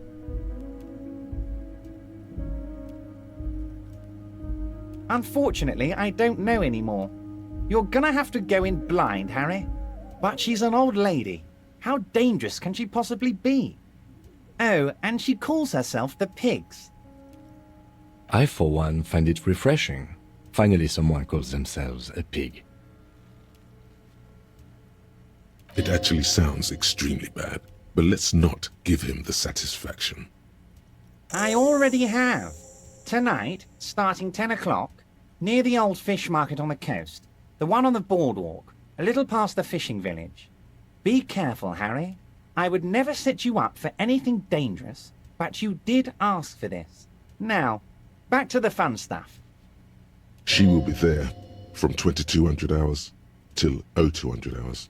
More fun stuff. Seems like we already have fun stuff to do. I did not, Harry. Although I am very, very glad he's dead.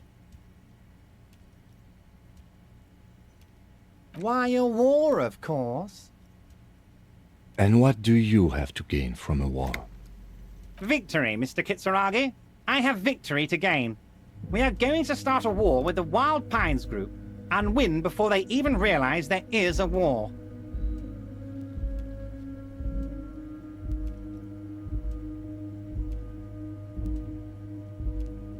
Harry, we outnumber them 1,500 to 1, and that's just Martinez. With all the unions in Revachol, and with public opinion on our side, we can hold off 2 men, or 15 men, or even 50 men. The more they send, the worse it's going to look for them. They made a huge mistake hiring those guys. No one likes foreign mercenaries. The leftists hate them, the fascists hate them, even the moralists think they're in bad taste.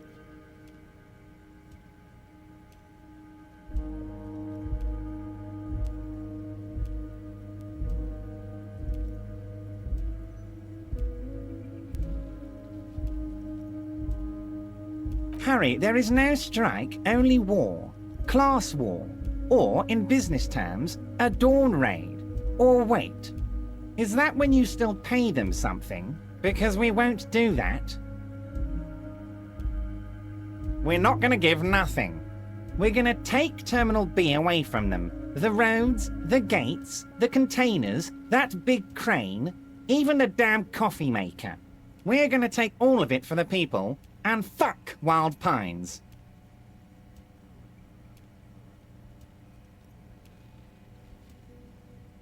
The word fuck rings like a gunshot from his mouth. He doesn't swear often. So that's why you haven't let Joyce in?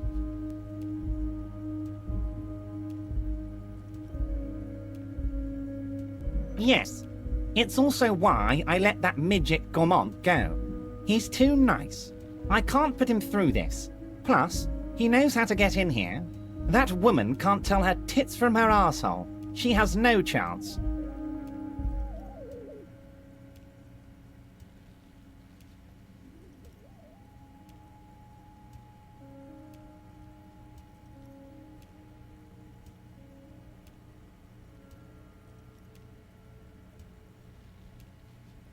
Because we're friends, Harry.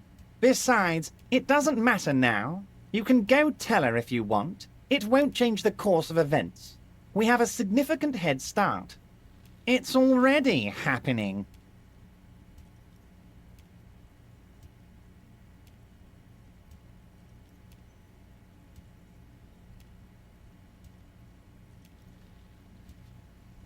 Oh, you mean what sort of goods are going to be flowing through? How am I going to replace all the contacts we'll lose once the poo-poo hits the fan? The clients will ditch us. Harry, we've thought of everything. We've been running back channel negotiations with all the major clients. I think the company will be unpleasantly surprised to see how many of them stay loyal to Martinez and to the new competitive contracts we can offer. With renewed zeal sparked by communal ownership, the men will be shipping those containers double time. You'll be surprised to see how fast things go without parasites latching on. We'll have our hands free to pursue bold, exotic new revenue streams. Haven't you seen the crates outside, Harry? There's all sorts of fun stuff inside them. I mean, heck, this one has you and the lieutenant, me, and my novelty swordfish clock. Did he just deflate slightly? Was there something he wanted you to ask about? Maybe you should come back if you learn something relevant and ask again.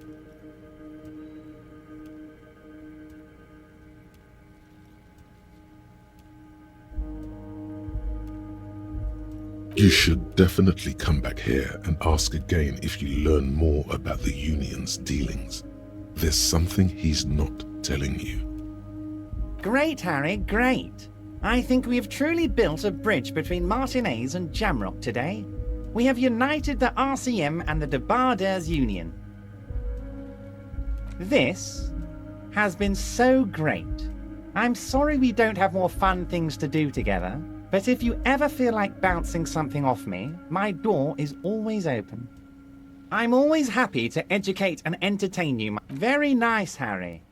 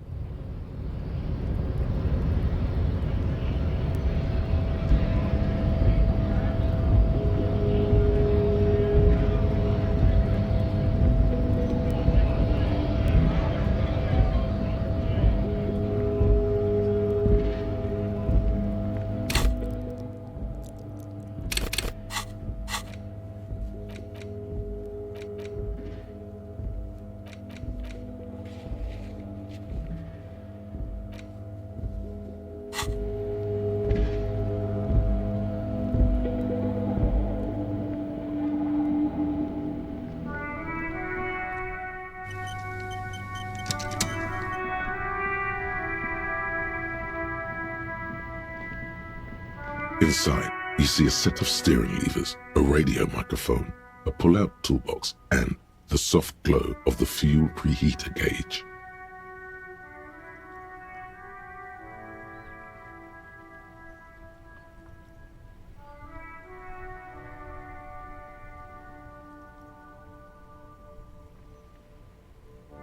As you tap on the gauge, the indicator pin jerks as if startled. It's in the large orange sector, indicating the engine is warm. Next to the gauge is a red switch labeled heat. Now, that's enough fun with the foldable headlights. I know they are mesmerizing. They are also fragile. I'm not going to turn it on for you again. This is Precinct 57. How may I assist you?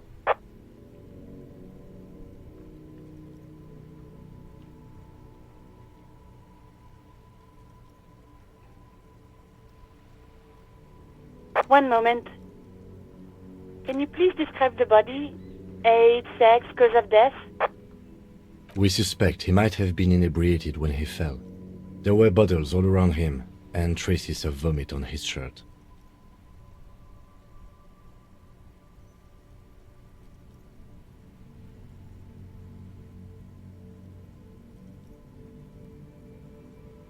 Any signs of violence?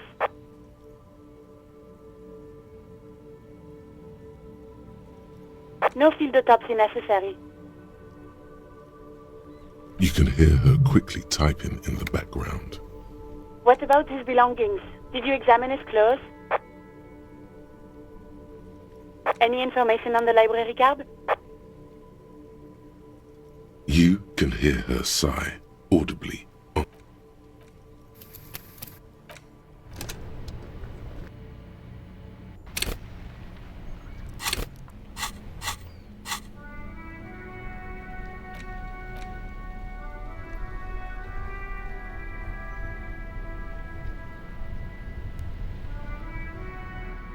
The library card is folded into two and still slightly wet to the touch.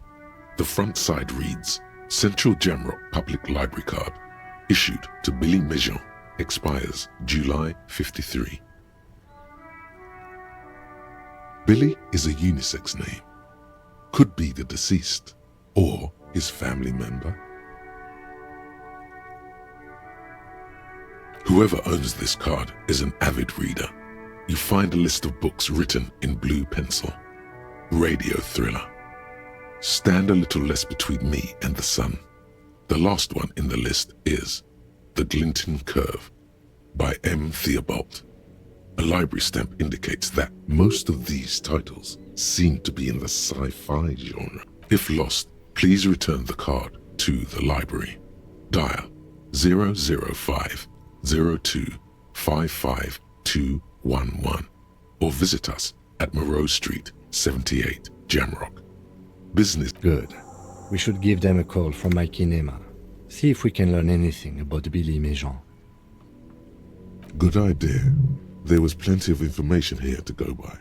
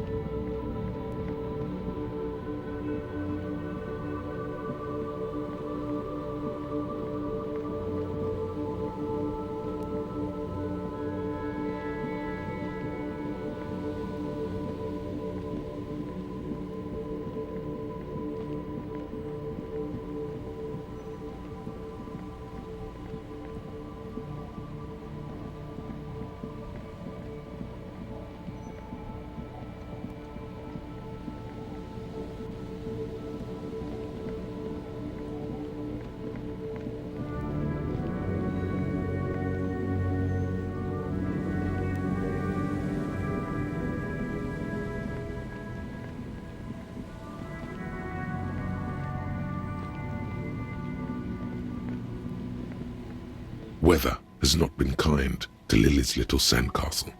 The once mighty towers are quickly eroding away. You can see something shining back to you. The walls and floors give way to the giant's greed, collapse and present you with a pair of ceramic gauntlets. Congratulations. That's the gauntlets down then. We're doing good on the armor collection front.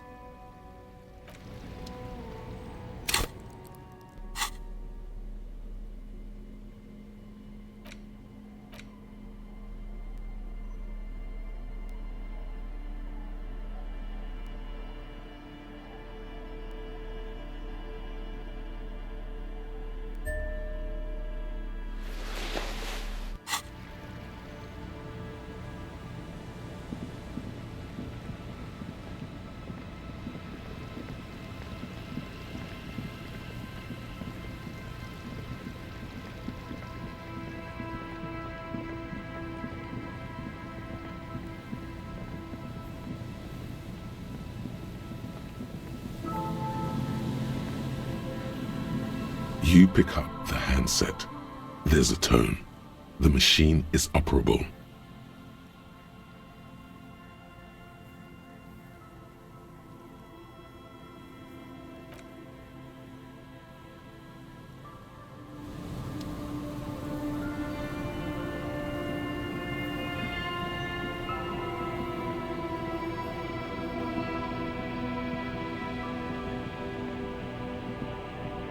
Heavy wooden doors, more than twice your height, stand shut in front of you.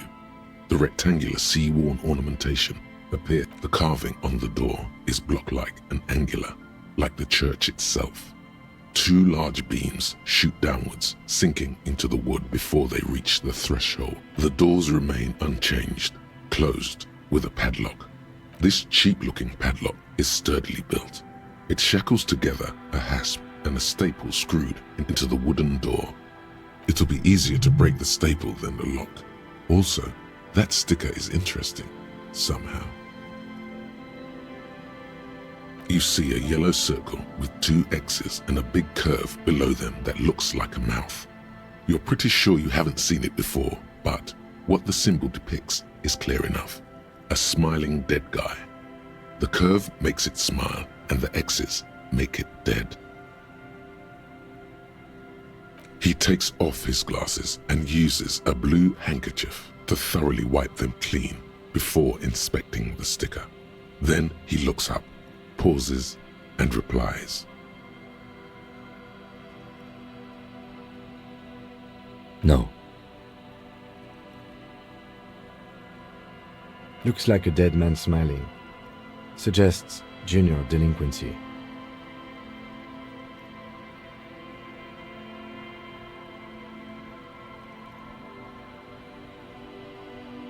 I haven't seen that sticker before, and I'm not a youth.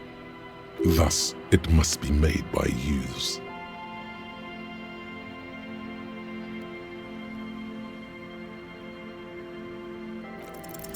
There's nothing like the sound of a sticker unpeeling. Now it's stuck to your thumb.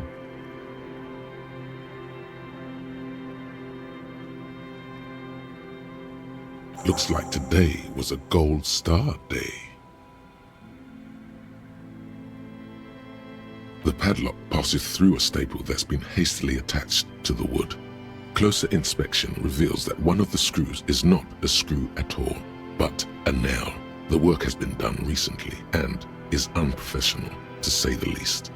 Should you want to get through, it might be easier to just pry the whole thing off. Maybe we should circle the building first and look for another way. The building has seen enough mistreatment. Yes, the pulsing base. A sure sign of junior delinquency, somewhere east of here.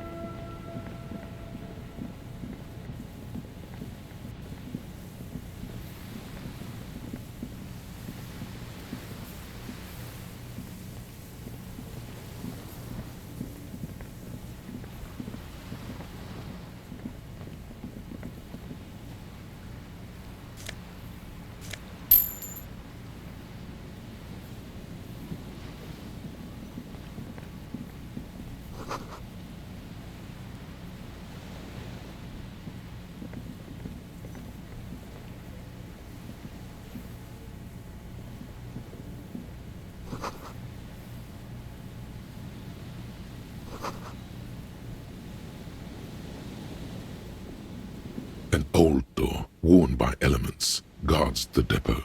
The wind has blown a sand dune in front of it. The door hasn't been opened in a long while. It's military.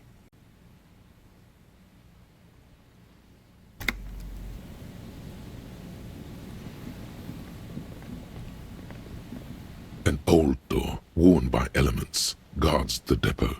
The wind has blown. You rattle the handle a bit, then push on the door with all your weight. It does not budge. Not only is it locked, it's also... We don't get in there. Frankly, you're just going to have to accept the fact that you can't get in through every single door. No. We've gotten into every door thus far. That's what we do. We open doors. We're cops. That's our perk. Even Everard knew that's a part of our MO. What else is there to do? Not accepting isn't gonna bring the fire brigade in. Relax, he thinks. There's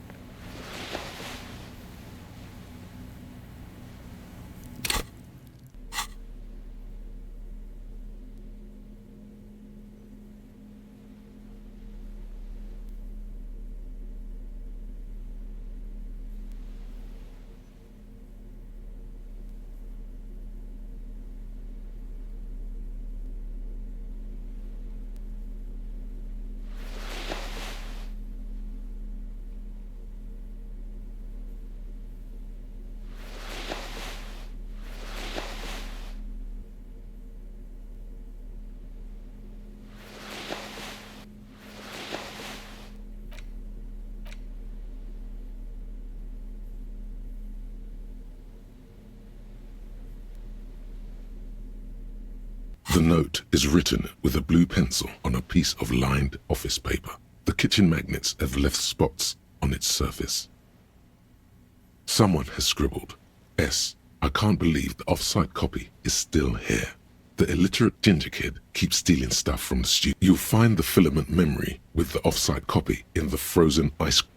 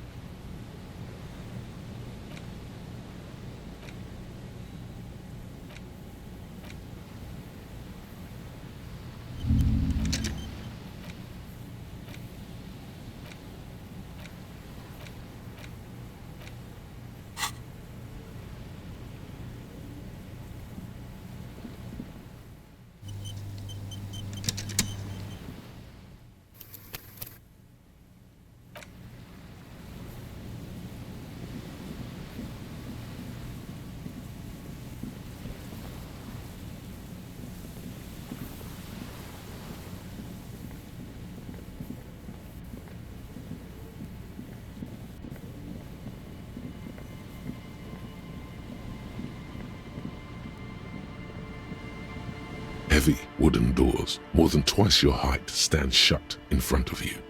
The rectangular sea-worn ornamentation appears in stark contrast to the padlock. A minute or so of mauling away at the lock has led to no success. The pry bar in your hand has given you zero mechanic. The doors remain unchanged, closed with a padlock.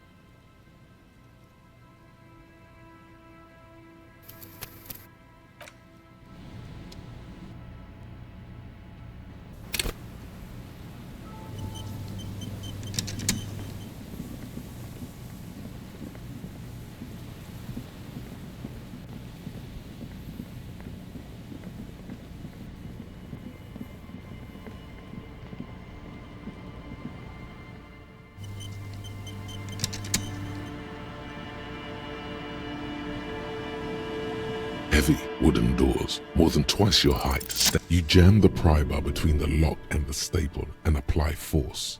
The pathetic old wood, rusty screws, and one nail stand no chance against the forces of leverage. From deep within, a bellow rips. Suddenly, the pry bar snaps. Metal shavings fly everywhere. The upper half, between the lock and the staple, falls to the ground with a thunk.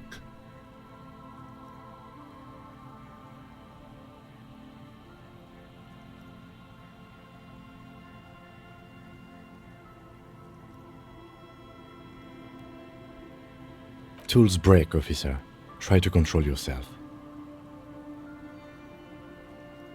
I don't know. You don't? Or maybe we'll find a new one. I don't carry more than one pry bar with me. I thought this was a lousy way to enter a place of worship that's already in disrepair. I guess the church agreed. This was surely just a freak accident.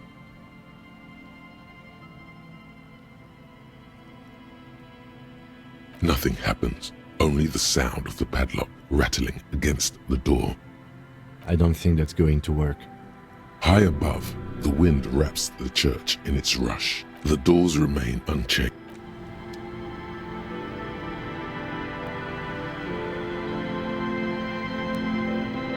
Heavy wooden doors, more than twice the padlock passes through a staple that's been hastily attached to the wood. Should you want to get through, it might be easier to just pry the hole. This cheaply, it'll be easier.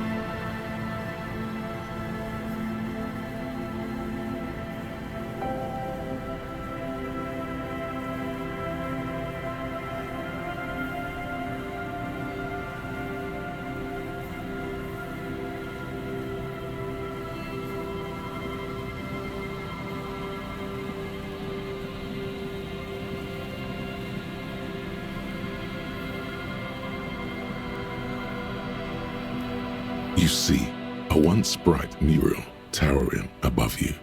The signage has peeled off over the years, but you can still make out Feld Electrical R&D. A slogan used to intertwine with the loops a long time ago. Now, only a shadow of peeled letters remains. It says, "Tomorrow is just a whisper away." Looks like tomorrow never came.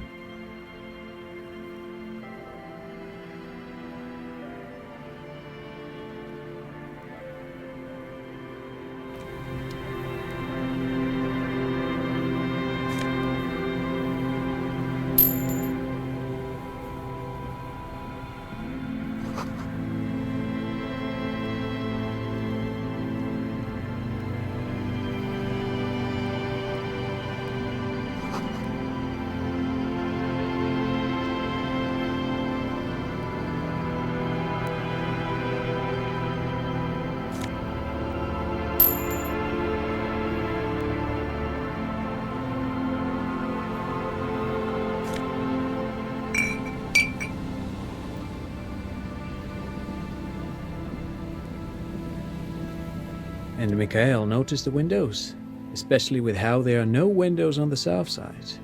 This was to deal with.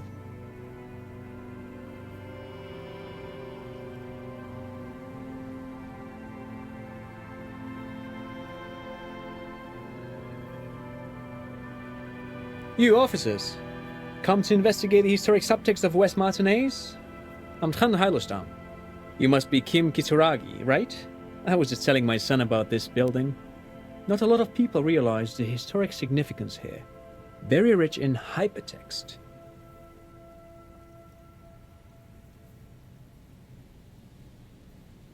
Nice to meet you.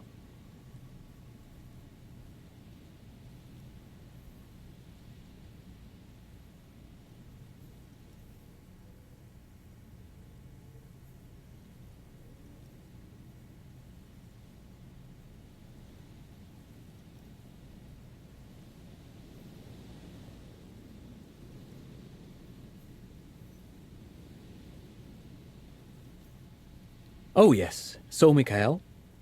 They had to deal with monitor glare, especially in the summer. They still had vector monitors back then. That was 49 years ago. So they didn't have windows on the south wall. Yes, hypertext, Young Carp, and the collection of cultural hyperlinks. He's just making up fancy words. This doesn't mean anything. No, I can't say that we've met before, but I've heard of Kim, of course. Mikhail, say hi to the officers.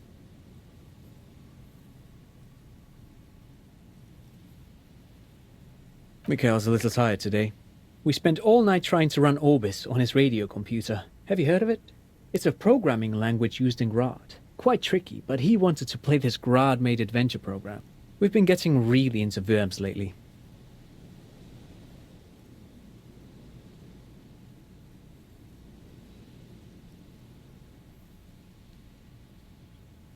The man speaks in the artificial cadence of a professor, or someone who's been on too many radio shows. But I assume you're not here for giant worms when there are so many real things to see. Just as I was telling Mikhail before, this is where the Coalition landed in '08. We could be standing on what is the most interesting landmark in Revachol West.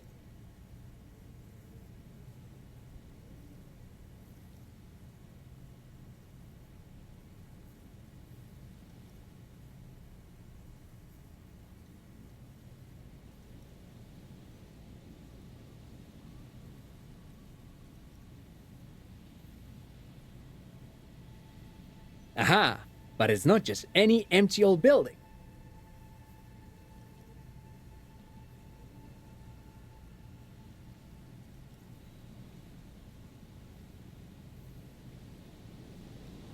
What not a lot of people know is, this used to be the R&D department of Feld Electrical. And Feld, which now sells ink cartridges mostly, was once a top dog in the turn-of-the-century cybernetics boom. Hold on. What's R&D?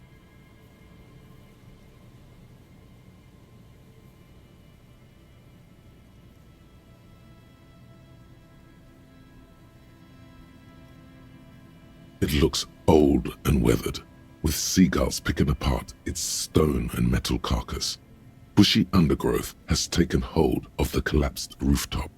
Some kind of bird has set up a nest on a broken windowsill. Apologies, it's an acronym for research and development. They don't use it anymore.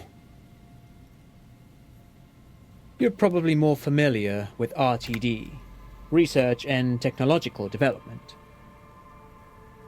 Mea culpa. You are not familiar with that one either. This man is a bookhead. That's not surprising. Only a vestigial ink cartridge and ferrotape manufacturer remains. They started out as a midway electronics outfit in Königstein 2 centuries ago. After an aggressive move to Revachol, Feld became a global player in the emerging personal electronics market of the pre-revolutionary era. Still, Tricentennial was beating them in business machines. But Feld had an ace up their sleeve, or should I say they were developing an ace up their sleeve? I'm mixing my metaphors here.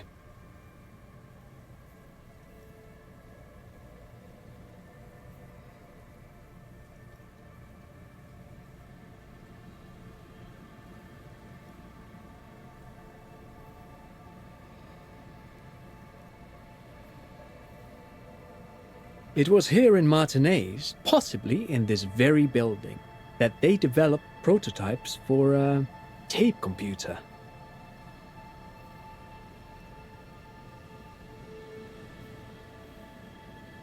An elegant folding mechanism of rollers and ferrotape ribbons, portable enough to be a take-it-home solution, revolutionizing business machines, possibly even bring them to the average consumer. Which is a feat of engineering even today's giants, Rehm, ICN and ZAM, haven't achieved yet. He assumes something like a combat stance, facing the wind. Indeed. What? The revolution!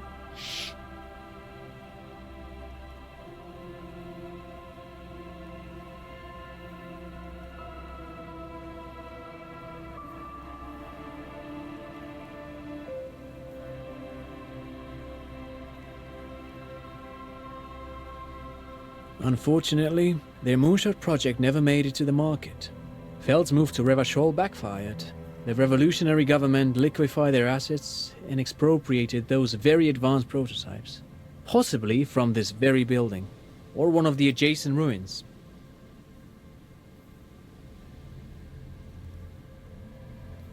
All of this was built by Feld, even the boardwalk.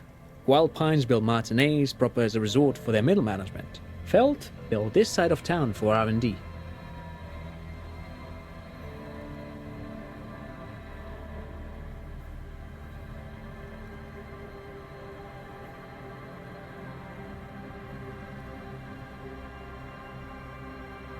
Yes, they even built a pleasure wheel, but that got destroyed in the war. A pleasure wheel?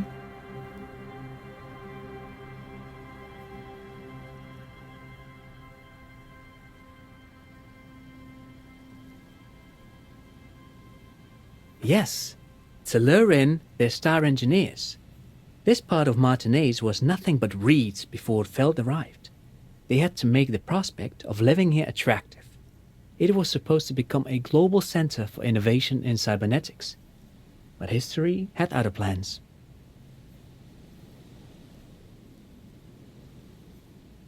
Oh, I'm afraid it didn't end well for the boys. But this story is a bit too dark for little Mikhail here. Now, if you were to ask about tape computers,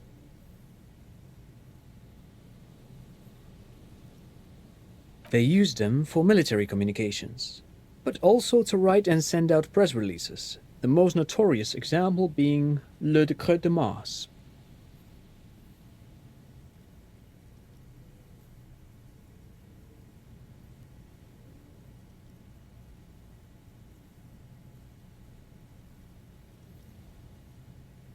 What's the Mars Decree? I mean the radio transmission sent out to news agencies and world governments by the newly created commune of Revachol on the 7th of March in the year 02. It's a beautiful piece of text, actually. A singer-songwriter I know, Charette, called it a love poem to Revachol on her political concept album Bombessier dans ce Lind. You should read it. Every local library in Revachol stocks a copy of the decree. I tried to get Mikhail to memorize it. Tried to. Someone was much too interested in worms to be paying any attention. The kid takes a peek at the green and silver worm on the cover of the book, already forgetting about this part of the discussion.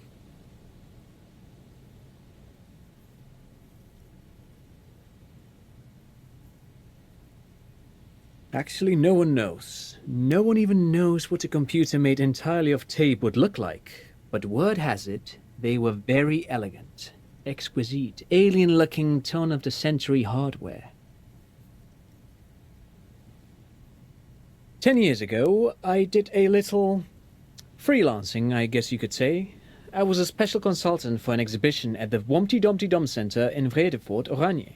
It raised the same questions, and we had lengthy discussions with Paul Ockerman, who was head curator at the time. This was before the twins Keith and Guy Jews joined the team, trying to... Wait, did he just say Wumpty Dumpty Dum Center?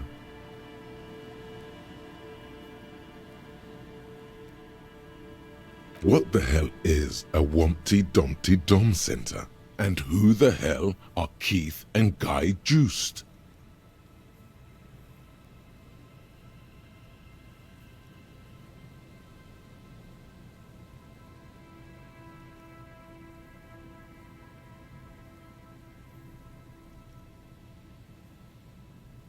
The Wumpty Dumpty Dum Center for Contemporary Arts. The exhibition itself drew on Lagerman's notion of memory, and so there were some parallels. That's why the head curator, Paul Ockerman, chose to... In fact, I'm not. The Wumpty Dumpty Dum Center is a place you can visit if you're ever in Vredefort and are ever in the market for an exhibition space / contemporary art research center. But perhaps I should return to the tape computers. As I was saying, the device itself was very elegant, fragile even. One could write directly on the tape using a special chemical solution. The machine would then analyze the handwriting, perform operations, and project output onto a white screen. It was a beautiful, delicate thing. Very, very cool. Though I understand the socio-economic causes of the revolution, it pains me to imagine the revolutionaries setting fire to this precious device. But so they did. The felt playback experiment vanished into the fires of 07. Yes, the official name of the prototype. Some sources report it as the felt playback experience, but those are incorrect. Who knows? Maybe it was an accident, or maybe they didn't want the technology to end up in the wrong hands. Either way, they're all gone now. All 3 versions of the prototype. Nothing but debris and ashes remain inside that building.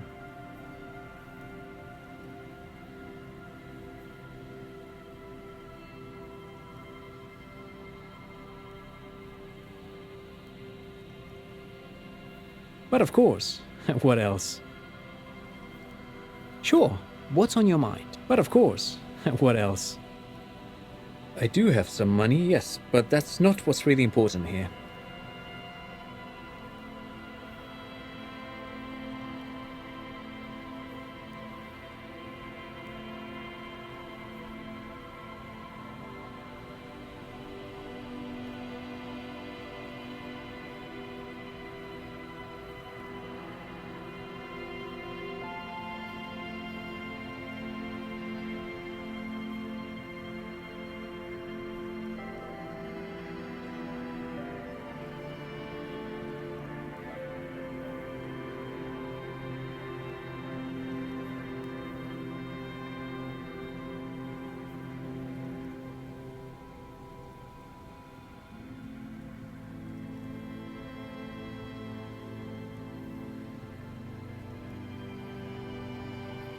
Oh no, I don't have it on me, officer. I was talking in more general terms.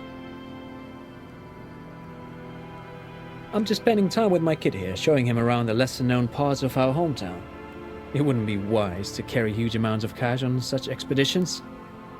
Not that he would have to worry about being robbed. He looks surprisingly buff. Does he work out? I do some Lomantang stick fighting now and then. It's an anthropological heritage of the Lomantang people. A martial art of sorts, but what not a lot of books mention is that it also carries a cultural significance among the Lomantangs, as it used to be the best means of showing off to look for a bride, which, interestingly enough, brings us to the socio-economic structure of the traditional and rural tribes of the Lomantang Isles, which... But anyway, I'm boring you with details again. You were saying...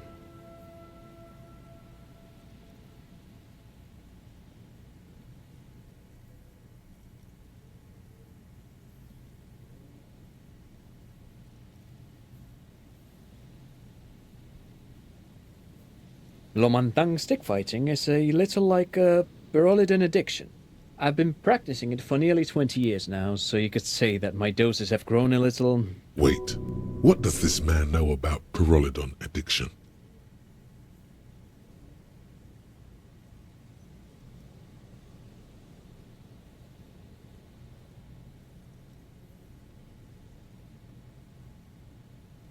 You got me, detective. But my history should hardly come as a surprise. Dad's fighting with sticks every night after dinner for 4 hours. He has a special room for that, and a special costume. That's right, Mikhail.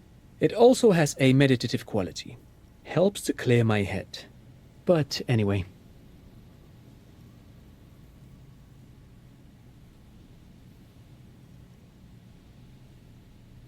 No, thanks to you for having me and little Mikhail here to pick your brain. A very interesting conversation indeed.